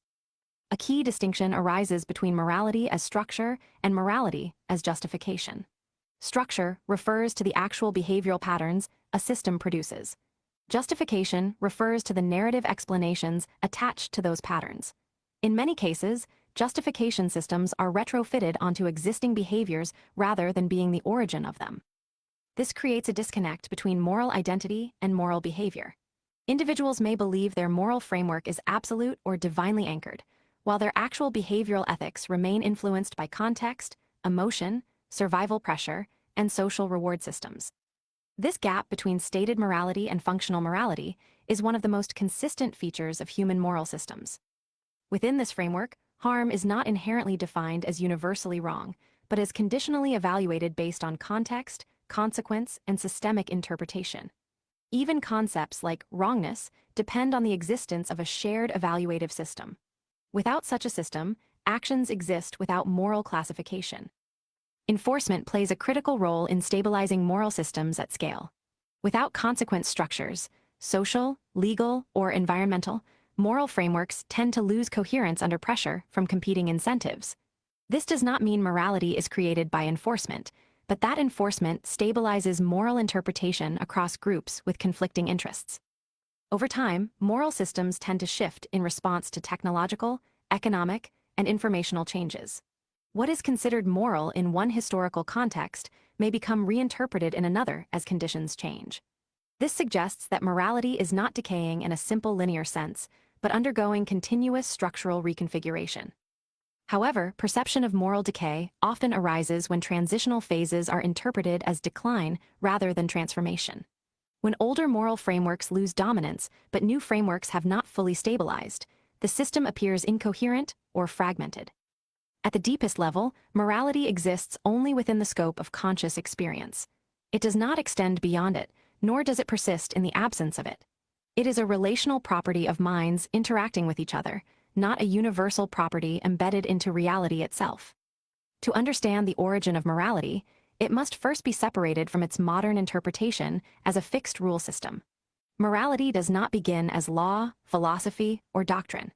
It begins as a functional response to interaction between conscious agents sharing limited resources under conditions of uncertainty. At its earliest structural level, morality emerges from friction. Whenever multiple conscious systems occupy overlapping environments, their needs will inevitably intersect. These intersections produce conflict potential, competition for resources, space, safety, reproduction, and survival continuity. In such an environment, pure self-interest without constraint leads to instability at the group level. This instability reduces long-term survival probability for all participants, including those acting in purely self-serving ways. Morality, therefore, begins not as an abstract ideal, but as a stabilizing adaptation. It is a behavioral compression system that reduces destructive variance in group interaction. In other words, morality emerges as a constraint layer that allows multiple competing conscious systems to coexist without collapsing into constant conflict. The earliest form of morality is not belief, but pattern reinforcement through consequence. Actions that preserve group stability tend to be repeated. Actions that destabilize group cohesion tend to be punished, avoided, or excluded. Over time, these patterns harden into expectations. Expectations become norms. Norms become internalized rules. Only after this full progression does morality begin to appear as something abstract or higher. This means morality is downstream from behavior, not upstream from it. Before moral reasoning exists, there is only outcome observation, what preserves continuity and what disrupts it. As cognitive complexity increases, humans begin to encode these patterns symbolically. Language allows survival-based behavioral rules to be abstracted into generalized principles. This abstraction creates the illusion that morality exists as an independent domain, when in reality it is a compressed representation of repeated survival interactions across time. At the neurological level, morality is closely linked to prediction systems. The brain continuously models social consequences. If I do X, what will others do in response? Over time, these predictive models become emotionally reinforced. Positive outcomes produce reinforcement signals. Negative outcomes produce avoidance conditioning. This reinforcement loop gradually transforms predictive models into felt moral intuition. Empathy plays a secondary but important role in this development. It functions as an internal simulation mechanism, allowing an individual to approximate the internal states of others. This improves prediction accuracy in social environments, but also creates the illusion that moral value exists independently of interaction. In reality, empathy is a modeling tool, not a source of objective valuation. As societies scale beyond small groups, morality becomes increasingly abstracted to maintain coherence across larger populations.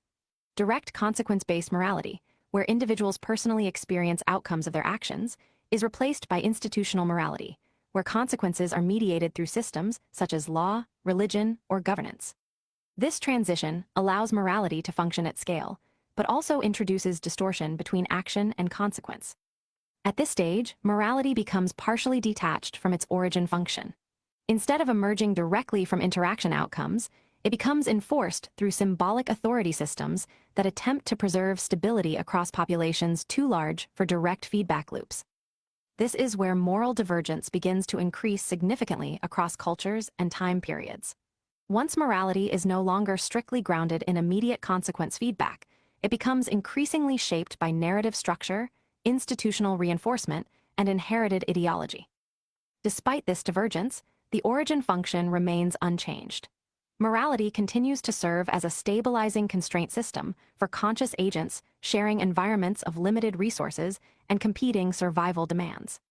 Even when moral systems are heavily abstracted, the underlying mechanism remains the same.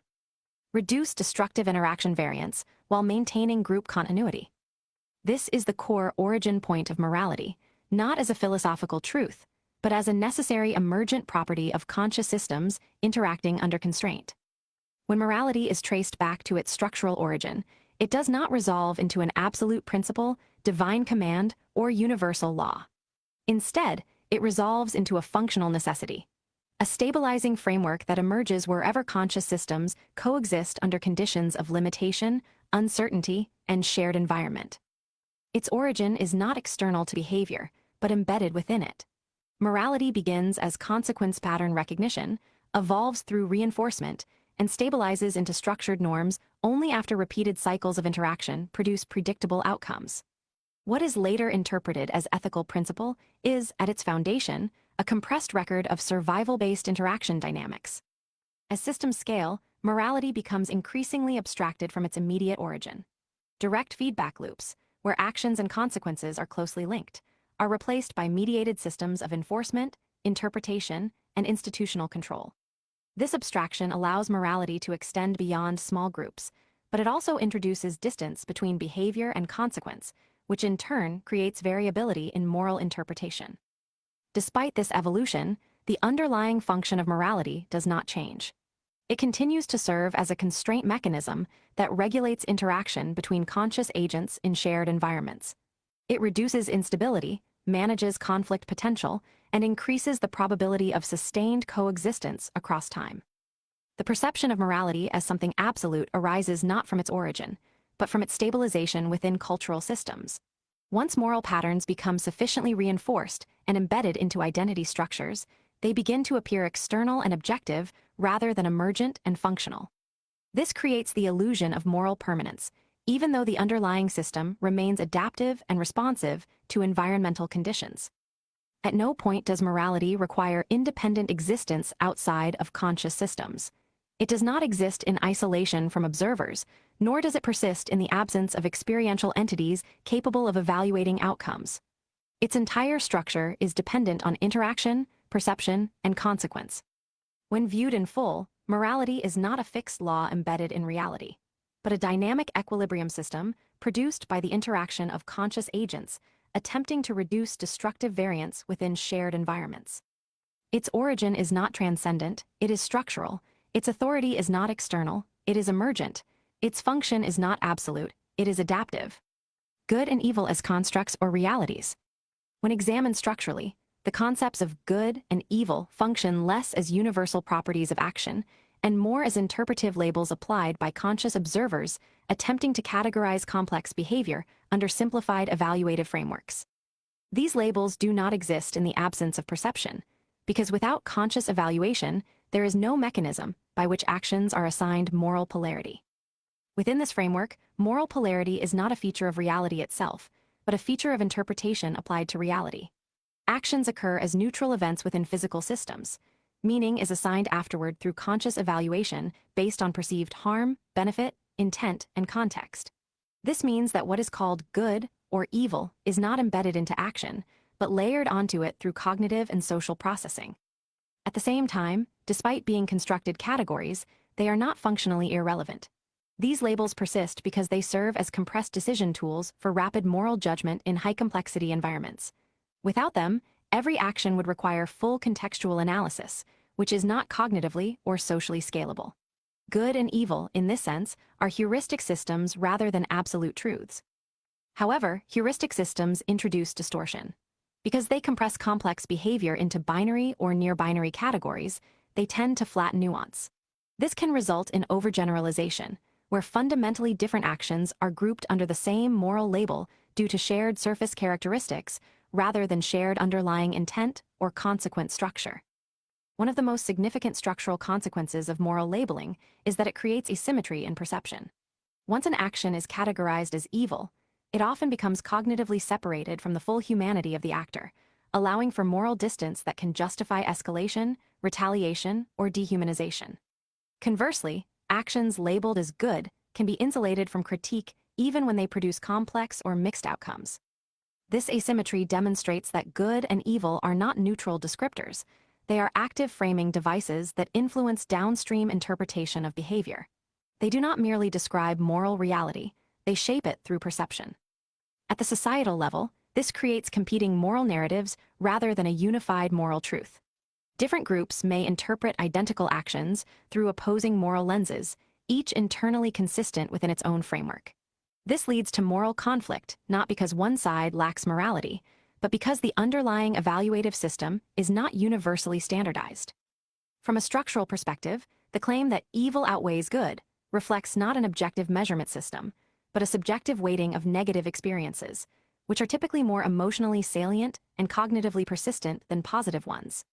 Human cognition is biased toward threat detection and harm memory retention, which can amplify perceptions of negative moral weight relative to positive reinforcement. At the deepest level, the persistence of good and evil as categories suggests not that they are real properties of the universe, but that they are deeply embedded cognitive tools used to stabilize social interpretation of behavior. Their removal would not eliminate moral judgment, but would force judgment to operate at a higher resolution level, requiring continuous contextual evaluation rather than categorical assignment. However, this would also increase cognitive load and reduce interpretive efficiency in large-scale social systems. As a result, these constructs persist not because they are fully accurate, but because they are functionally efficient within the constraints of human cognition and society. When fully reduced to structural origin, good and evil do not exist as independent forces or universal truths. They exist as interpretive compression tools generated by conscious systems attempting to navigate complex social and behavioral environments. Their strength lies in simplicity, not precision. They allow rapid categorization of actions under uncertainty, but in doing so they inevitably distort the full complexity of those actions.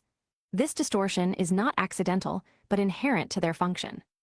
Across individuals and cultures, variation in moral judgment demonstrates that these categories are not fixed properties of reality, but adaptive interpretive frameworks shaped by environment, survival pressures, cultural inheritance, and cognitive bias. Even so, they remain persistent because they solve a structural problem: how to evaluate behavior at scale without requiring full contextual reconstruction of every action. In this sense, good and evil are not truths discovered within reality, but tools constructed to make reality navigable. The consequence is a permanent tension between accuracy and usability. The more precise moral evaluation becomes, the less scalable it is. The more scalable it becomes, the less precise it is. Good and evil exist firmly on the side of scalability, not precision. Thus, they are not illusions in the sense of being useless, nor are they realities in the sense of being objective. They are functional constructs, stable enough to guide behavior, but flexible enough to vary across time, culture, and context. Progress and technological expansion. Technological progress, when examined without ideological framing, does not inherently contain moral direction. It is structurally neutral in origin, emerging from the interaction between curiosity, necessity, competition, and resource optimization.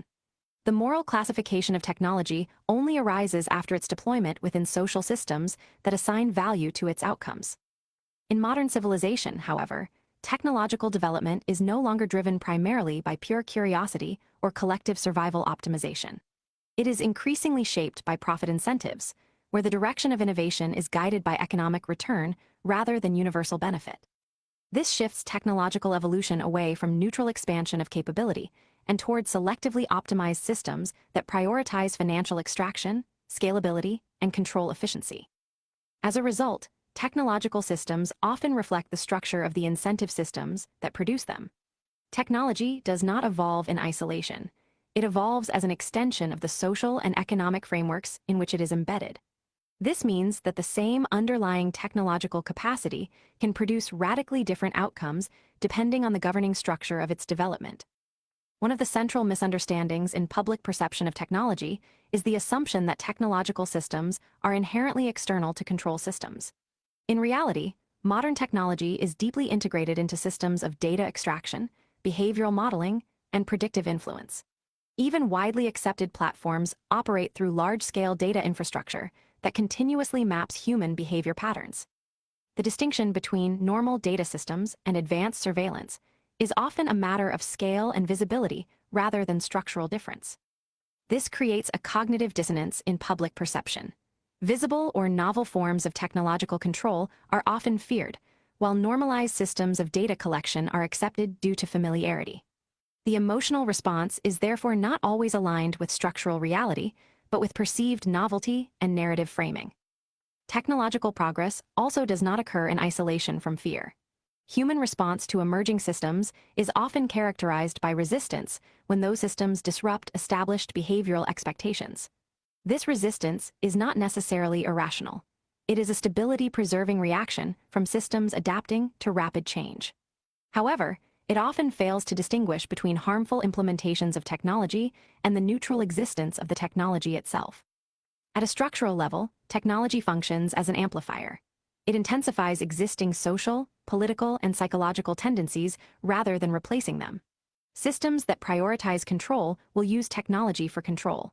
Systems that prioritize liberation can use the same underlying tools for expansion of autonomy. The technology itself does not determine direction. The governing incentive structure does.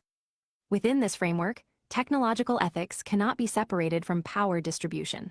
Whoever controls the direction of technological deployment effectively shapes its moral expression. This makes technological expansion inseparable from questions of governance, economic structure, and systemic authority. There are, however, conceptual boundaries where technological expansion may produce instability beyond recoverable thresholds. Certain classes of hypothetical technologies, particularly those involving irreversible causality manipulation or total system annihilation, introduce risks not only to social systems, but to structural continuity itself. These categories are not defined by moral judgment alone, but by potential irreversibility of systemic outcome. Despite these risks, the trajectory of technological development continues to be driven forward by the same underlying forces: competition, optimization, and expansion of capability. Whether this trajectory results in stabilization, collapse, or transformation depends less on technology itself and more on the systems governing its application. Progress is not a moral direction, it is a movement of capability. Technology is not inherently liberating or oppressive. It is a force multiplier for whatever system it is embedded within. It expands the reach of intent, but does not define the intent itself. The outcome of technological expansion is therefore not determined by invention alone, but by structure. Who controls implementation, how incentives are distributed, and what forms of power are allowed to guide deployment. In this sense, technological progress does not guarantee improvement, nor does it guarantee collapse. It guarantees change and capacity. Whether that capacity produces liberation, control, stability, or disruption is determined at the systemic level, not the technological one. Thus, technology is not the driver of civilization's direction. It is the acceleration of its existing trajectory. The future of humanity. When projecting the trajectory of humanity forward, the first structural constant is instability. Human civilization does not operate as a fixed system, but as a continuously shifting network of competing incentives, belief systems, resource distributions, and power structures. These variables interact nonlinearly, meaning small shifts in one domain can produce disproportionately large effects in others. At scale, this produces systemic volatility rather than equilibrium. Civilization does not converge naturally toward stability. It oscillates between temporary stabilizations and periods of disruption. These cycles are reinforced by the presence of competing ideological systems, each attempting to impose its own framework of order onto a shared and finite environment. Religious, political, and economic systems function as parallel organizing structures, each carrying its own narrative about purpose, authority, and moral legitimacy. When these systems overlap within the same global environment, friction is unavoidable. This friction does not require malicious intent to exist. It emerges structurally from incompatibility between belief systems operating on mutually exclusive assumptions of truth and authority. As technological and informational systems accelerate, these tensions do not disappear. Instead, they become more visible and more immediate. Communication speed increases the rate at which ideological conflict propagates, reducing the temporal distance between disagreement and reaction. This creates a perception of increasing instability, but in structural terms, it is also an increase in feedback speed within the system itself. Despite this acceleration, long-term trajectories in any finite system remain bounded by physical constraints. Civilizations exist within the limits of planetary resources, stellar lifespans, and thermodynamic entropy. These constraints ensure that no system of civilization can persist indefinitely in its current form without transformation. Change is not optional within finite systems, it is a structural requirement. Within this framework, collapse is not an exceptional event, but a recurring phase in systemic evolution. Collapse represents reorganization under constraint rather than absolute termination. Civilizations do not simply end, they reconfigure into new structures under altered conditions. However, the direction of this reconfiguration is not guaranteed to be progressive in any moral sense. Humanity's potential to escape internal conflict exists primarily at the level of capability, not implementation. The cognitive and technological capacity for large-scale coordination is present, but its activation depends on alignment of incentives, reduction of structural conflict drivers, and stabilization of interpretive frameworks across populations. Historically, this alignment has not occurred at global scale for sustained periods. Technological integration into human biology introduces additional layers of complexity. While selective medical augmentation can extend survival and repair biological limitation, full-scale identity integration with external systems introduces unresolved questions regarding autonomy, control, and continuity of self. The distinction between enhancement and replacement becomes increasingly unstable as integration deepens.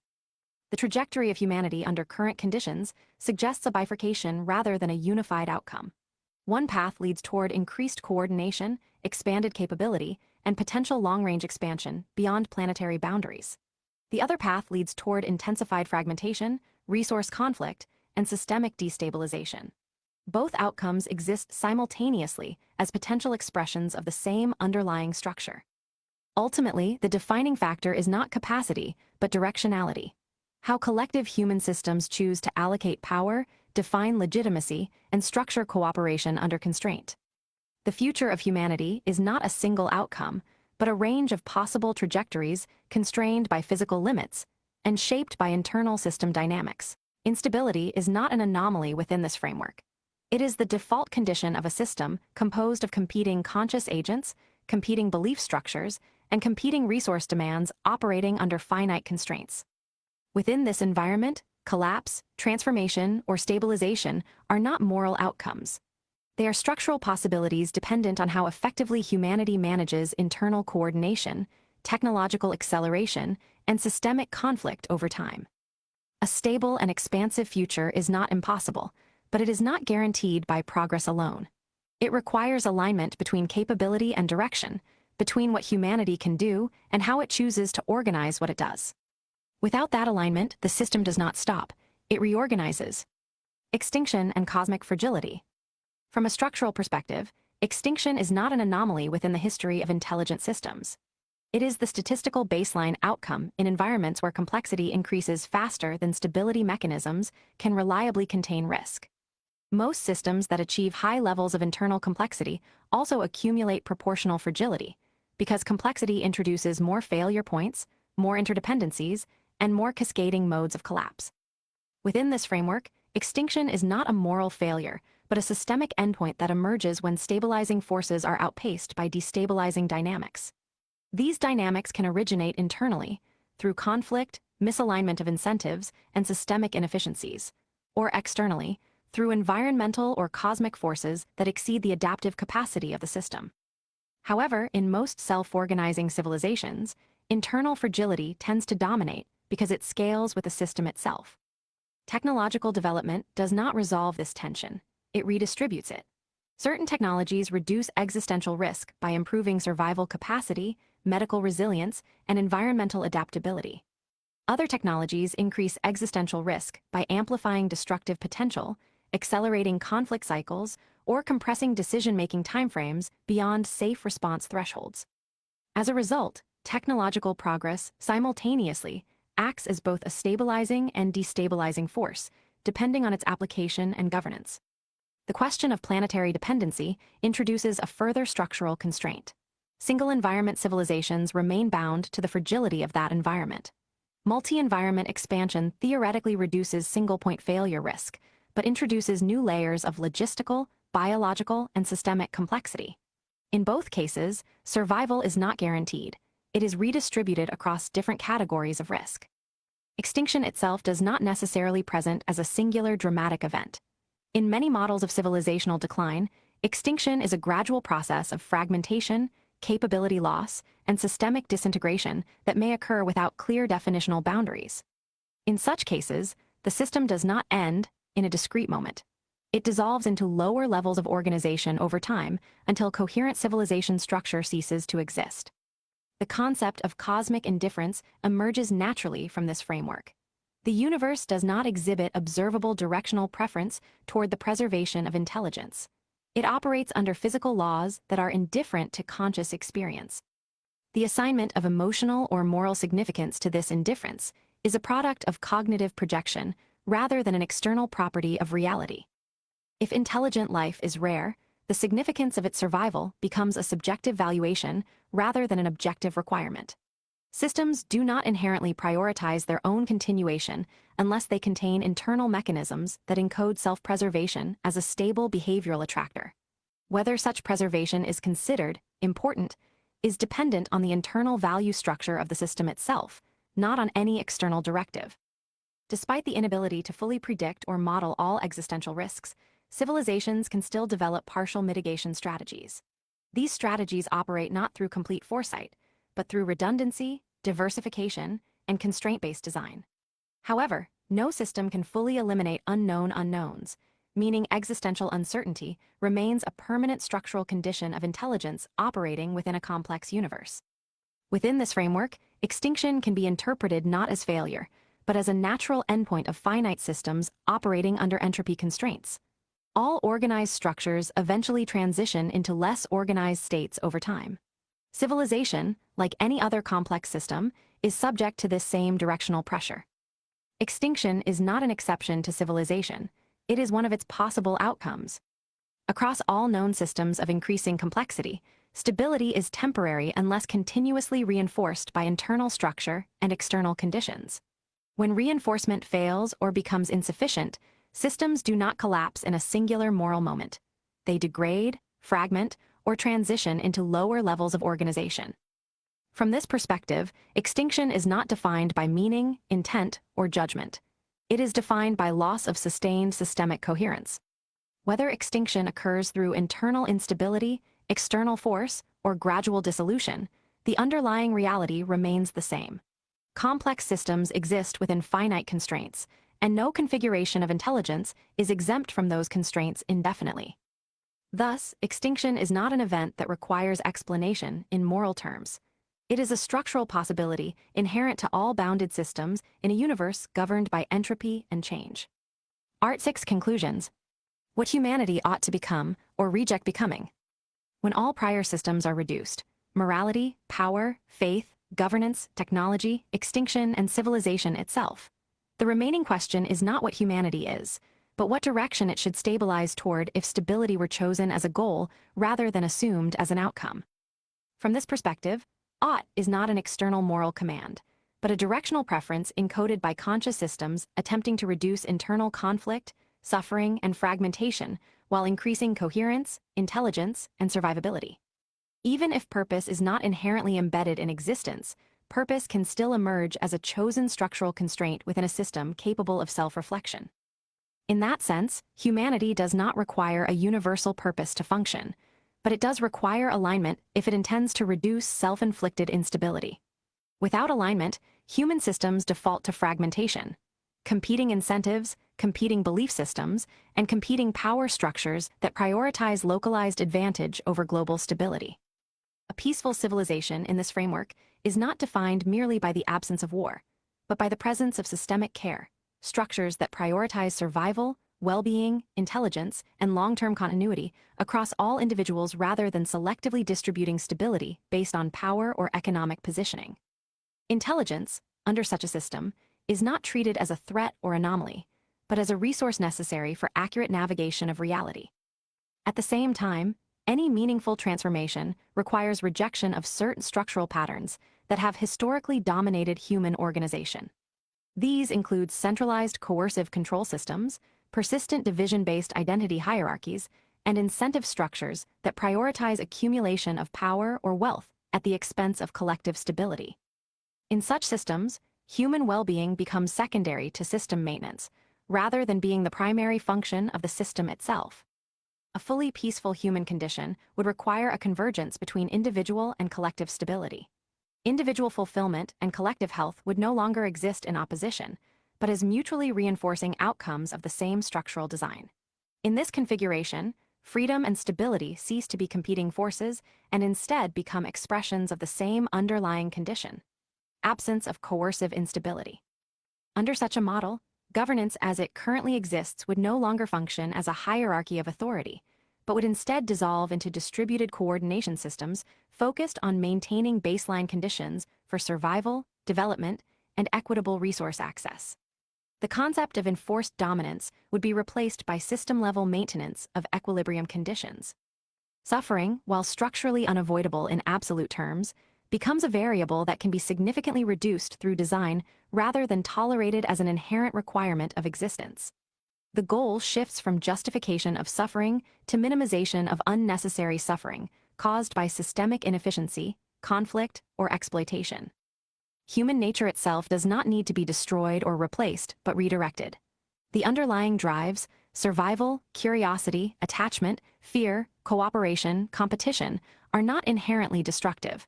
They become destructive only when placed into systems that reward instability rather than coherence. A final stable configuration of humanity, if such a state is possible, would likely resemble a global system in which conflict is not eliminated by suppression, but made structurally unnecessary through alignment of incentive systems, resource distribution, and technological support.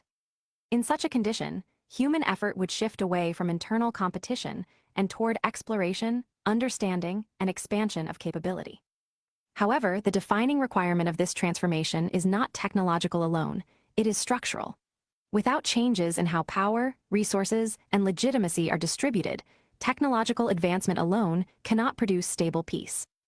Ultimately, what humanity must avoid becoming is a system that perpetuates itself through fear, division, and controlled scarcity, while misidentifying those mechanisms as necessary for survival. A civilization that mistakes internal conflict for inevitability risks becoming locked into repeating cycles of instability rather than progressing beyond them. Humanity does not require a predetermined purpose to continue existing, but it does require structural coherence if it intends to move beyond its current cycles of conflict, fragmentation, and instability.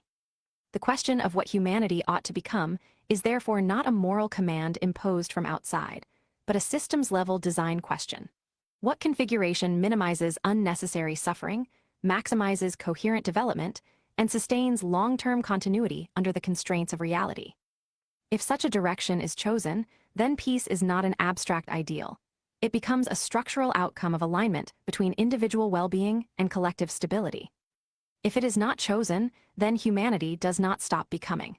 It simply continues becoming what it has always been, a system defined by competing internal forces, oscillating between temporary order and recurring instability. In either case, directionality remains. The only variable is whether it is intentional or emergent. Counterarguments to core positions. Any coherent philosophical system must contain internal resistance points, locations where its own structure becomes uncertain, incomplete, or potentially incorrect under alternative assumptions. In the first major counterargument to this framework is the possibility that morality is not purely constructed, but partially constrained by objective features of reality. Certain behaviors may consistently produce suffering or stability across all contexts, suggesting that morality could have a weak universal structure rather than being entirely emergent. The second counterargument concerns the interpretation of consciousness. If consciousness is not merely a byproduct of physical processes, but instead has properties not yet understood, then morality, meaning, and value may not be fully reducible to behavioral systems. This would reintroduce the possibility of non-constructed ethical reality. A third counterargument challenges the assumption that power structures inevitably corrupt.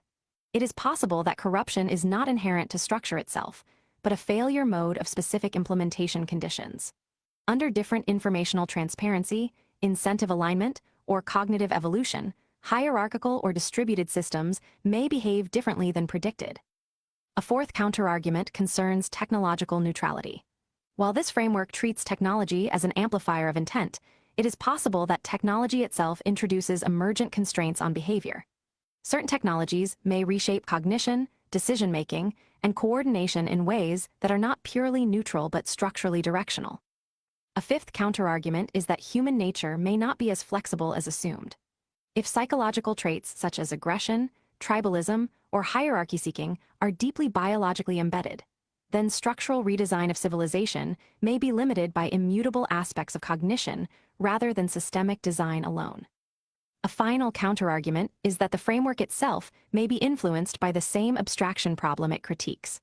By reducing complex lived systems into structural models, it risks oversimplifying phenomena that are inherently multi-layered, contextual, and partially non-reducible. None of these counterarguments invalidate the framework, but each introduces uncertainty into its claim of structural completeness. Unanswerable questions. There exist questions that remain structurally unresolved, not due to lack of information, but due to limitations in the relationship between consciousness and knowledge itself. What is the subjective origin of consciousness, and why does experience exist at all rather than non-experience? If morality is fully constructed, why do certain moral intuitions feel universally consistent across independent cultures? If the universe is indifferent, why does consciousness generate meaning at all rather than remaining purely mechanical? Is the perception of free will an emergent simulation of deterministic processes, or does agency represent a genuine causal deviation within physical systems? Can a system ever fully understand itself without introducing recursive distortion into its own model? Is extinction meaningful in any framework other than human interpretation, or does it represent only a transition without inherent significance? If all systems of belief are constructed, is the act of believing itself also a construct, or does it occupy a separate category of cognition? Can intelligence scale indefinitely without producing self-contradiction at higher levels of complexity? Is it possible for a civilization to fully eliminate suffering without eliminating the conditions that produce conscious experience itself? At what point does explanation stop being knowledge and become only a more refined form of uncertainty? These questions remain open not because they are ignored, but because their resolution may lie outside the boundaries of current cognitive framing. Personal philosophical code, non-religious ethical framework. This code is not a belief system, doctrine, or ideology. It is a structural ethical framework derived from observed patterns in human systems, designed to reduce unnecessary harm while preserving autonomy, clarity, and adaptive reasoning. 1. I will treat claims as conditional, not absolute, unless verified through consistent evidence or repeatable structure. 2. I will prioritize truth-seeking over comfort, even when truth is unstable, uncomfortable, or incomplete. 3. I will recognize that moral systems are constructed, but still operate within them to reduce harm and maintain coherence in shared environments.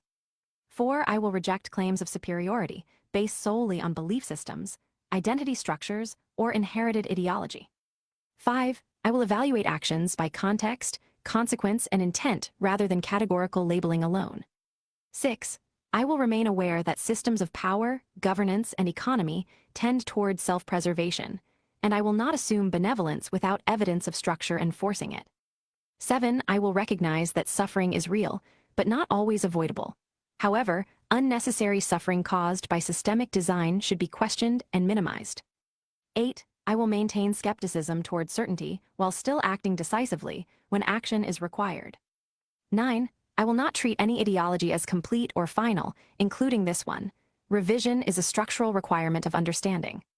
10. I will prioritize clarity over ideology, structure over narrative, and understanding over belonging. This framework is not an identity. It is a method of operating within uncertainty without surrendering to illusion or control. Thank you and author note. This work was not written as an attempt to define truth for others, nor as an attempt to construct a belief system to be followed. It was written as an attempt to organize thought under conditions of uncertainty. At its core, this manuscript is the result of sustained reflection on systems, how humans form them, how they maintain them, and how those systems influence perception of reality itself. It is not intended to be absolute, complete, or final. It is a structured expression of internal reasoning about civilization, consciousness, morality, power, and meaning. The reason this work exists is not because I believe humanity lacks intelligence, but because I believe intelligence is often fragmented, isolated, or redirected through systems that prioritize control, identity, or survival over clarity. Much of human experience is filtered through inherited frameworks, religion, governance, economics, and culture, that shape interpretation before direct understanding is even possible. This writing is an attempt to strip those layers down to their functional core.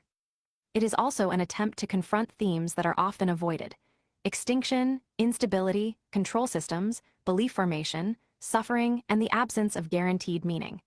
These are not presented to create despair, but to remove illusion where possible, and to replace it with structural awareness.